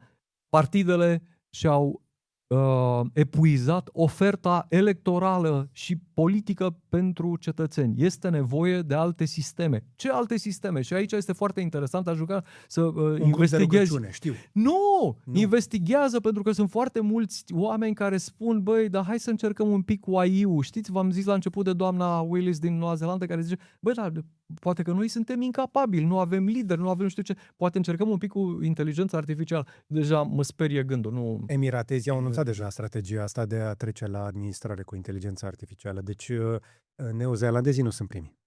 Da, nici nu cred că, bine, neozeelandezii, noi avem așa eu cred că se va termina totul cu un banc cu un umor foarte bun, nu? Izolat. Nu mi se pare ceva. Domnul profesor, am falsificat realitatea acum? Dar atunci aș mai forța un pic. Te rog. Este posibil, probabil, ca la următoarele alegeri să avem alt președinte? Chiar probabil. Eu cred că e foarte probabil. Este posibil ca acel președinte nici măcar să nu fie acum în politică? Da, este foarte probabil. Partidul care va fi la guvernământ nu este acum în Parlament? Greu de spus. Greu de spus. Depinde ce carte joacă Aur.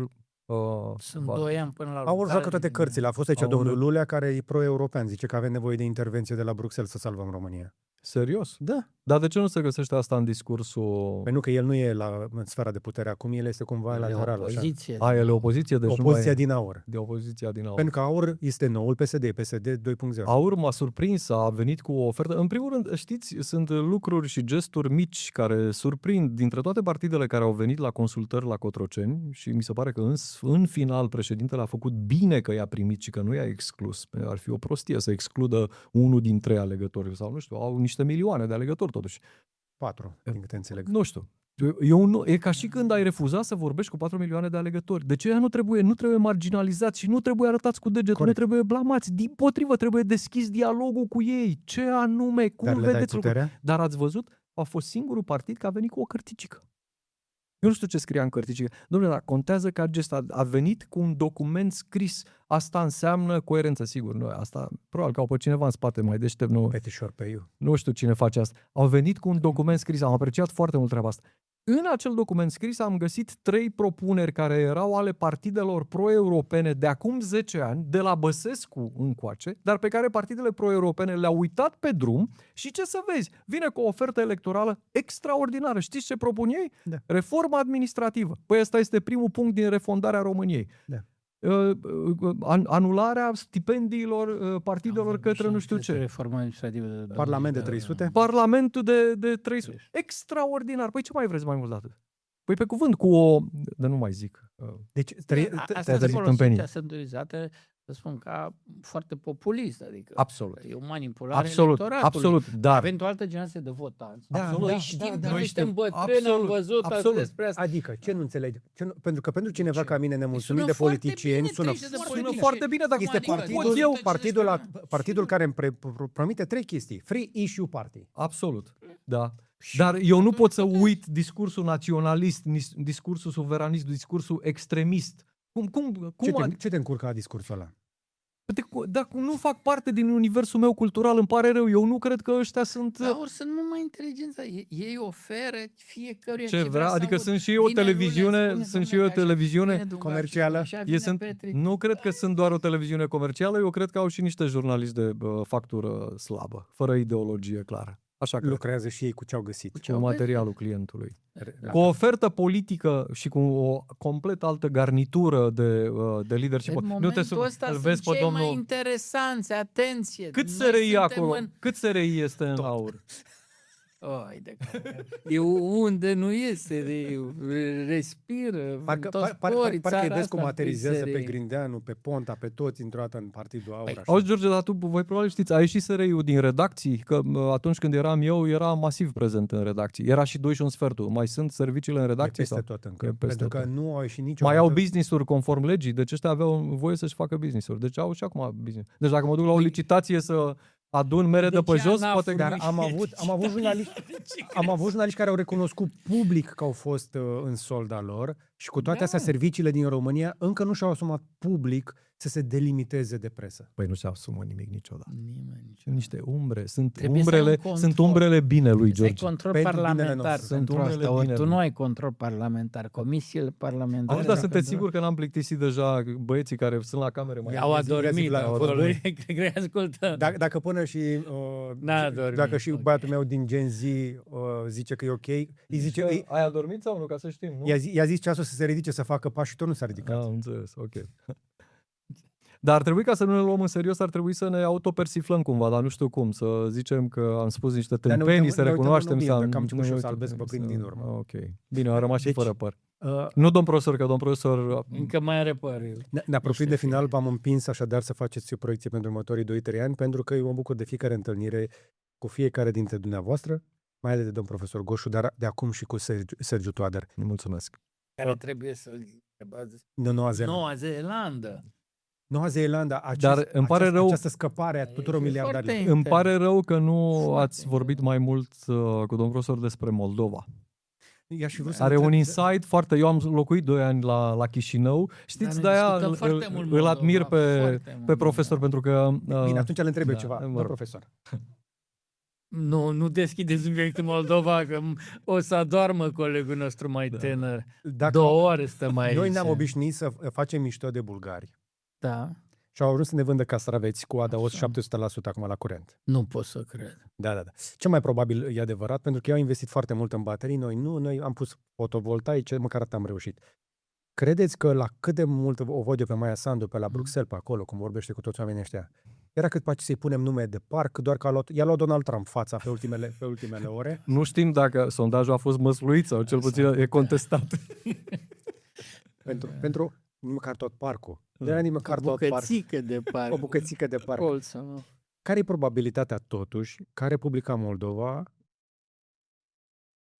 și știu că o să sune stupid acum, dar să ne depășească în GDP per capita în următorii 5 ani în ritmul ăsta? Nu o să va Zero. întâmpla asta. Da? Nu se va întâmpla niciodată. 10 ani atunci? Nu se va întâmpla Nu. asta niciodată. Nu, pentru că ce uităm noi sau ce nu știm noi la București ține mai degrabă de moștenirea sovietică a Republicii Moldova, pe care zic, nici moldovenilor nu le place să o amintească, dar pentru cineva care se duce acolo și predă fostul Imperiu Sovietic, aia e destul de evidentă. Adică inclusiv despre țările baltice vorbesc măcar jumătate de curs, pentru că sunt niște lucruri cu care au rămas minoritățile, rusofonia, un tip de agresivitate, sunt tot timpul pe radarul Kremlinului, pe radarul politic, Zaharova. Timpul are ceva de zis de Letonia, Letonia, că nu știu ce fac. Zice și de Maia Sandu, ați văzut, Zaharova o atacă. Da, așa. Bun, în condițiile astea, tu, cum să spun, ca să ai o analiză corectă pe Moldova. De fapt, nu știu dacă mai vorbim noi vreodată. În fine, n-ar trebui să deschid subiectul pentru că e lung și ar merita timp mai așa. Dar pot doar să le enunț aici. Să spun, noi am avut o gravă și avem o gravă problemă de înțelegere a acestui spațiu. Așa este. Noi interpretăm Republica Moldova printr-o paradigmă care ține de istoria Basarabiei al lui Nistor și al lui Nicolae Iorga. După unire, după ce am luat Basarabia, am realizat că nu știm nimic despre Basarabia. Și am scris repede 2 cărți. Deci facem un episod de Noua Zeelandă și un episod de Moldova. Ce voiam eu să vă întreb este că în contextul actual, măcar să mă aduceți un pic la zi, aud de varianta asta în care inclusiv Kremlinul amenința cu niște oreșnic Kievul, inclusiv Kievul. Credeți că vom mai vedea încă o contraofensivă puternică în Ucraina care să aibă riscul de a se revărsa și către Moldova într-un fel sau altul? E posibil, la datele de azi, nu e foarte probabil, cel puțin pe intervalul ăsta de timp de 1 an, 2. Pentru că în acest moment s-a schimbat raportul de forțe, iar Ucraina este cea În ofensivă? în ofensivă și are o situație mai bună din punct de vedere tactic, fără ca să poată transforma situația din punct de vedere tactic, să transforme acest război într-unul de manevră, evident că este decisiv ca să poți schimba ceva, și fără ca aceste câștiguri tactice pe care le ai, dominația aeriană, dronea, poți să transformi într-un câștig strategic. Atunci, ceea ce vedem că vine dinspre Rusia, amenințările astea la adresa țărilor baltice. Orejnic ar merita o discuție specială. E ceva se întâmplă nasol acolo. Vreau doar atâta să spun, că n-a fost unul singur, au fost cel puțin 2. Ce anume? 2 rachete Orejnic. Orejnic este racheta care are încărcătură nucleară. Sau poate să care? Are 6, da, se desprind și atacă 6 ținte independent. Problema că a fost, dacă vreți aici, cum să spun, un exercițiu de PR al Rusiei. A lovit o pistă la Biele Țărcăv, care este lângă așa și foarte lângă Kiev. Și e foarte interesant cum au tras. Cum ar veni Scopul era altul. Scopul era să vadă dacă apărarea antiaeriană din centrul Kievului o să dea jos racheta. Pentru că racheta a trecut peste tot orașul, a traversat până a lovit Belea Țărcăv. Deci i s-a dat acea traiectorie tocmai pentru a vedea dacă va fi sau nu va fi lovit. A mai fost încă o altă rachetă în regiunea Donetsk. Așa, deci am avut 2 rachete. Astea sunt încă 2 alaltă ieri le-am avut trase, dintre care una a fost lovită în aer și a doua a lovit solul, a lovit pista de la avioanele de marfă de la Biele Țărcăvi. Ori astea sunt făcute să arate Occidentului. Băieți, vedeți, Londra, tremurați, noi vă lovim cu aceste rachete. Orejnic sunt foarte periculoase, deci ei transmit niște mesaje. Și asta este răspunsul, ei au escaladat rușii în momentul ăsta. Era clar că De escaladează ce? cu ceva. De ce acum? E aceeași miză cu alegerile din America? Nu, au escaladat pentru Militar. că ucrainenii au răspuns. Și cu rușii trebuie Păi da, dar să să tragi te cu... înclini în fața lor. Păi da, dar din punct de vedere strict economic, să te lupți cu rachete Oreșnic împotriva unor drone, e imposibil să câștigi. Este imposibil cu o condiție, ca să nu fie 6 focoase nucleare pe racheta Oreșnic. Păi da, dar rușii știu că dacă dau cu nuclear e începutul sfârșitului. Faptul că ei au dat cu asta e ceva, domnule, că-s niște linii roșii și e foarte grav ce s-a întâmplat, nu mai faci. Deci ei Să nu mai dea la Moscova. au transmis un mesaj și Occidentului. Deci ei în momentul ăsta sunt foarte supărați că le-au prăjit ucrainienii toate rafinăriile și toate rezervoarele. Ok. La Primorsk acolo i-a terminat. Nu știu dacă Reuters are dreptate, mai degrabă nu are dreptate. Nu cred că le-a afectat 25% din producția de benzină. Cred că undeva la 10-15%. E în mare suferință cu benzina în sud, Crimea. Ei au raționalizat acolo benzina, deci dă la câteva zile pe mașină. Așa. Și mai e o problemă pe Crimea, au raționalizat mâncarea, pentru că ucrainienii, lărgind kill zone, ducându-l la 150 de kilometri, practic nu mai pot trece tirurile cu mâncare care treceau prin sudul Ucrainei, prin regiunea ocupată de Rusia și care legau regiunea Donbassului de Crimea. Nu? Ok. Ori nu mai ai mâncare. Nu mai ai cu ce să hrănești populația. Și auzim că de la cele mai înalte niveluri, iarăși, toată lumea vrea să se termină războiul ăla, doar că Putin nu poate să-l închidă fără o victorie de imagine. Mă interesează prea puțin Putin, dacă poate să-l închidă, poate să ruleze un film acolo cu marea victorie, să inventeze un oraș și oricum el controlează mediatic spațiul rusesc foarte bine. Poate să toarne un film, Mosfilm, acolo, să zică, uite, o mare victorie cu puși, cu tancuri, cu T-34, nu contează cu ce. Deci nu ne deranjează lucrul ăsta, probabil că din punct de vedere a situației de pe front, lucrurile nu stau deloc bine pentru ruși. Mă îndoiesc că E ucrainenii... rușinos totuși că în atâția ani nu au reușit pentru marea armată rusă să nu reușească să cucerească niște poziții decisive. Adică 4 ani și cu niște, cum să spun, un număr de victime uriaș. Adică... Și nu, atenție, nu mai au oameni. În decembrie au avut foarte mulți, în ianuarie, pentru că între timp... Acum i-au luat pe nepalezi sau pe, nu știu, din Bangladesh, nu știu de unde mai... Din Africa, Cuba, Coreeni. da. Coreea, da. Și atunci, în toată ecuația asta, iarăși o discuție în care n-am mai avut timp să intrăm, este în timp ce rușii totuși au fost pregătiți să sacrifice 1 milion de oameni acolo. Americanii nu sunt pregătiți să sacrifice câteva sute de pușcași în Iran ca să ia strâmtoarea aia. Nu, cu totul altceva. Dezastru. Americanii nu au nicio șansă. De ce? Din cauza geografiei Iranului, din cauza Așa, faptului și că e Iranul aceeași problemă 94 geografică și în E Ucraina. 94 de milioane de uitori, despre ce vorbim, e cu totul alt film. Iranienii sunt un popor foarte educat, să știți. Am avut ocazia să cunosc Sigur. tot așa în Noua Zeelandă niște medici iranieni care s-au stabilit acolo. Am stat mult de vorbă cu ei, am descoperit Iranul prin cinematografia iraniană, dacă aveți curiozitate, vă recomand. Este fabuloasă. Deci cinematografia iraniană este absolut Filme fabuloasă. făcute cu telefon. Este ceva incredibil. Sunt mari regizori iranieni, dacă mari premii. Este ceva dar nu asta am vrut să spun, am vrut să spun că agresiunea asta americană neterminată și absolut haotică nu a făcut altceva decât să strângă rândurile acelei mai mari părți a locuitorilor din Iran. Adică în loc și regimul a devenit și mai represiv, adică ce nu aveau voie până acum. Și cum să spun, sunt niște orori, vă povestesc orori de la acești prieteni ai mei și vă recomand aceste filme care, cum să spun, sunt filmate cu telefonul, sunt... Conflictul lor cu regimul îi transformă în pro-americani. În pro-americani. Asta vreau să spun. Ei nu devin instrumente utilizate de mașinăria americană militară.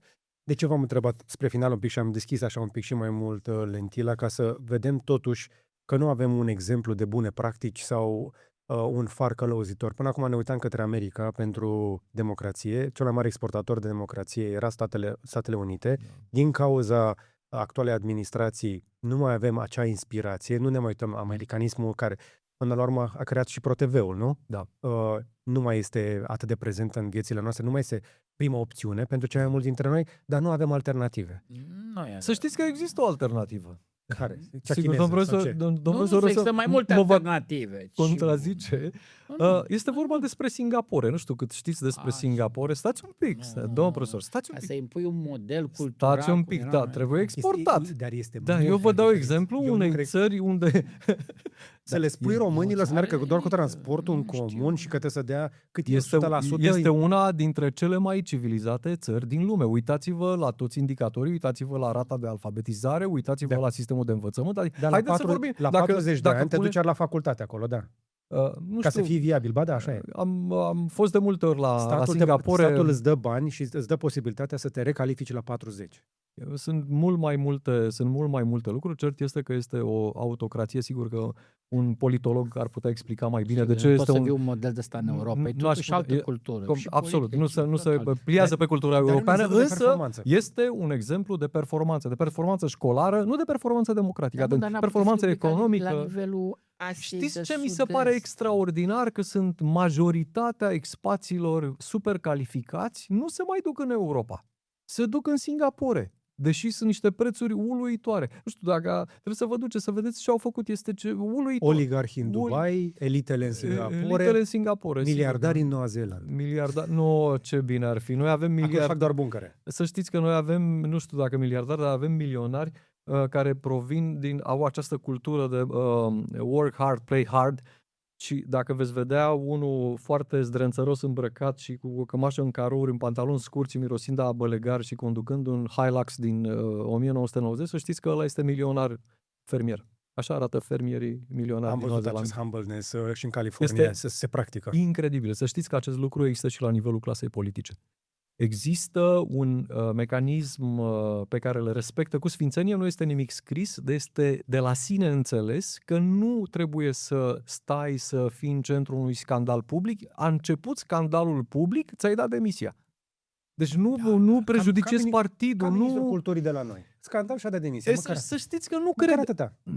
A fost cum o făcătură. Este aia, cam, în să știți dubii. că ne ducem după fentă. Am citit aseară, am văzut niște lucruri care, sigur, probabil că a Serios? spus ce a spus, dar folosea Felul acest în care a lucru fost într-o utilizat, retorică în care a fost povestind, ca executat. și când a zice, băi, eu sunt român, ce mă rog, Da. adică... Și mă... uitați-vă în ultima perioadă cum suntem, cum să spun, forjați pentru ceva mare, nu știm ce va fi ăla mare, Da. dar uitați-vă chestia cu Eurovizionul la Chișinău, uitați-vă chestia cu... incredibil. Deci cineva se Incredibil, joacă cu noi incredibil. în manipulare și apasă pe un buton, Ce pac, rușine. explodăm, urlăm, ne rupem hainele de pe noi. Ce Pe care rușine.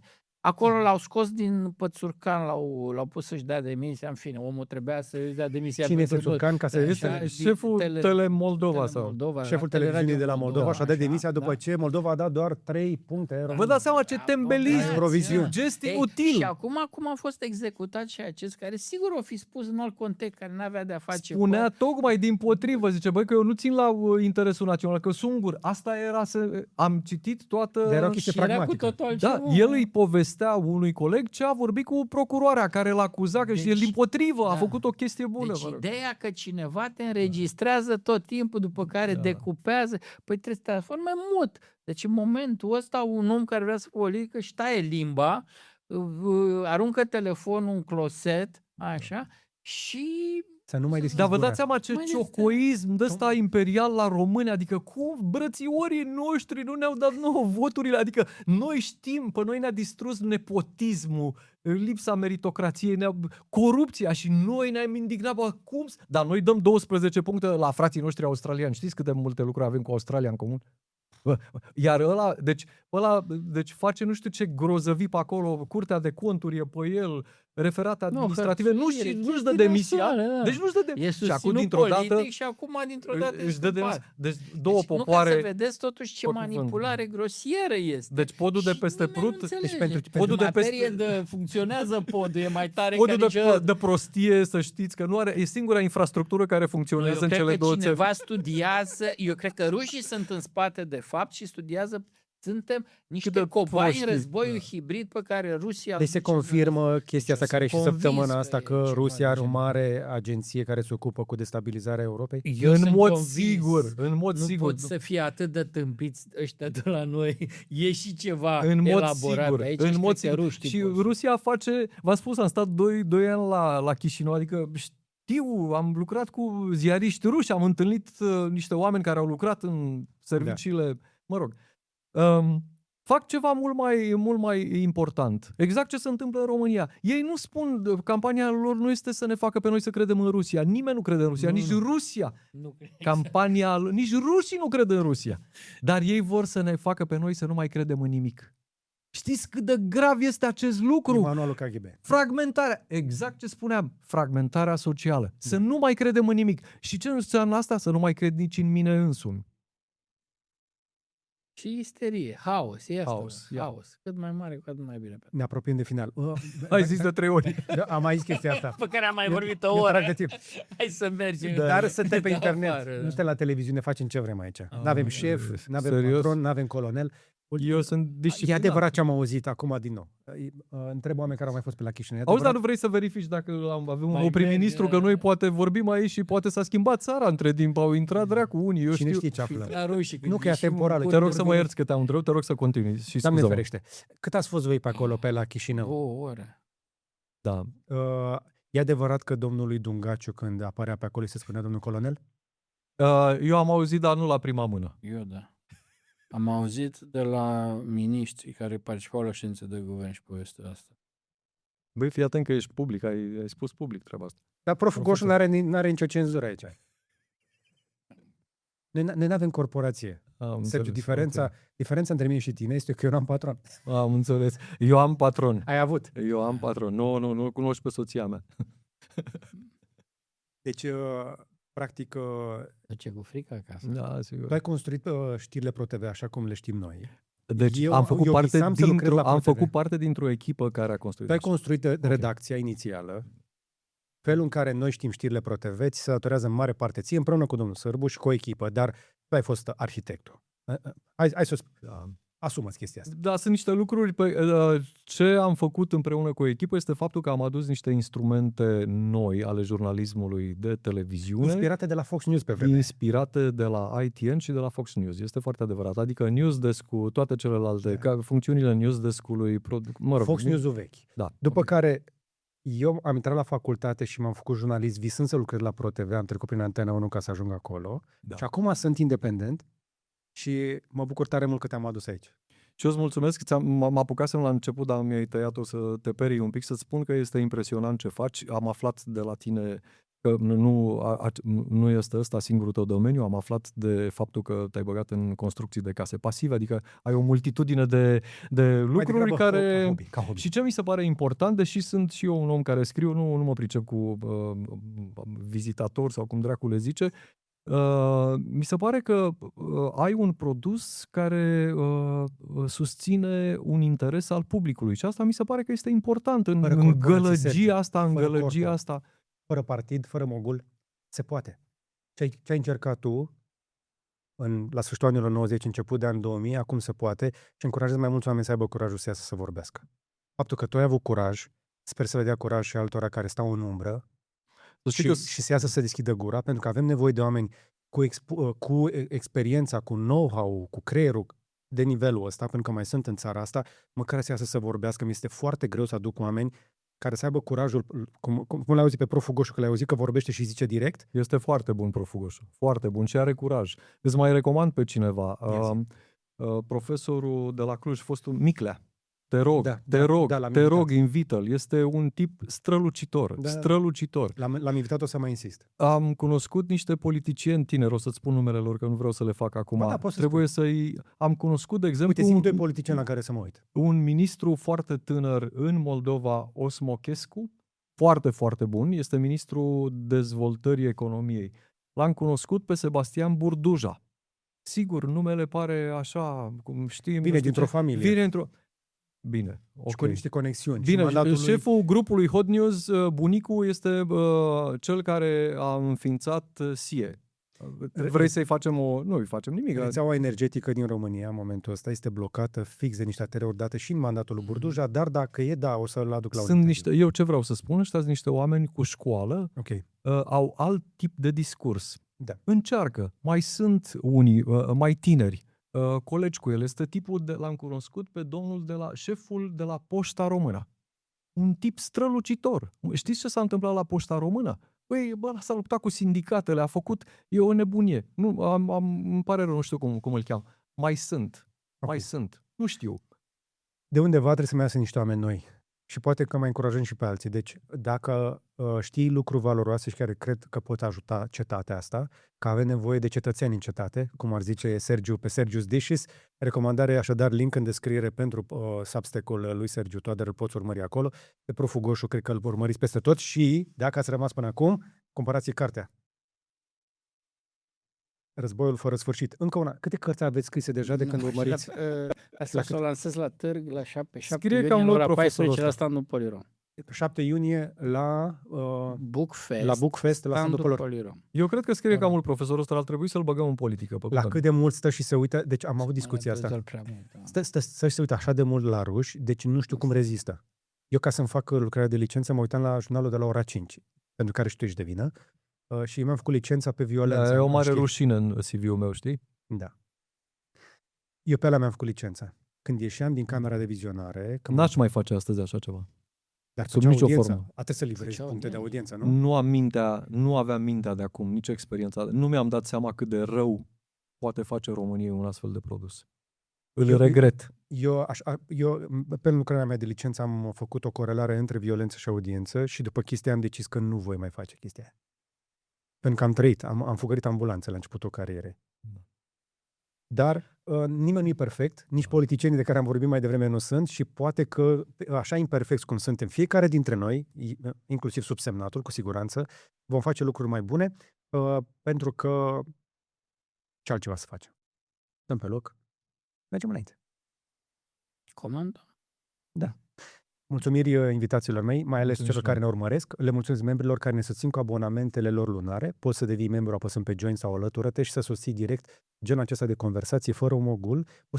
Poți să devii... Ai membri plătitori pe Substack? Am 50. 50 de oameni care plătesc? 50 de oameni care Perfect. plătesc, serios. O să ai, Și am o să ai cel puțin 51. Am 5500 în 4 ani, dar eu îi și îndemn să se dezaboneze pentru că îi văd că nu, adică din comentarii că nu înțeleg și n-am nevoie de oameni de ăștia, adică nu pot să Și scrii lung, așa, scrii lung. da, îi ia capul. Ai un ChatGPT foarte bun. Îi ia capul. Nu, să știi că este mânuța mea acolo. Asta este problema, pentru că oamenii ca tine, care scriu lung, sau noi ăștia care am mai făcut un pic de jurnalistică, atunci când scriem, oamenii spun că am fi scris cu ChatGPT. Prieteni, oameni, Păi și pot da seama imediat, după exprimări, adică... ChatGPT a învățat să scrie de la oameni care au scris înainte într-o formulare coerentă. Corect? Da, am început să scriu dinainte de ChatGPT, adică dacă vrea ChatGPT să-i dau un pic de training, aș putea să fac cu plăcere. Păi așa a făcut, a învățat. Am învățat și de pe Substack. Da. Gata. Cam atât pentru astăzi. Like, share și subscribe. Și până data viitoare. Să vă fie numai bine.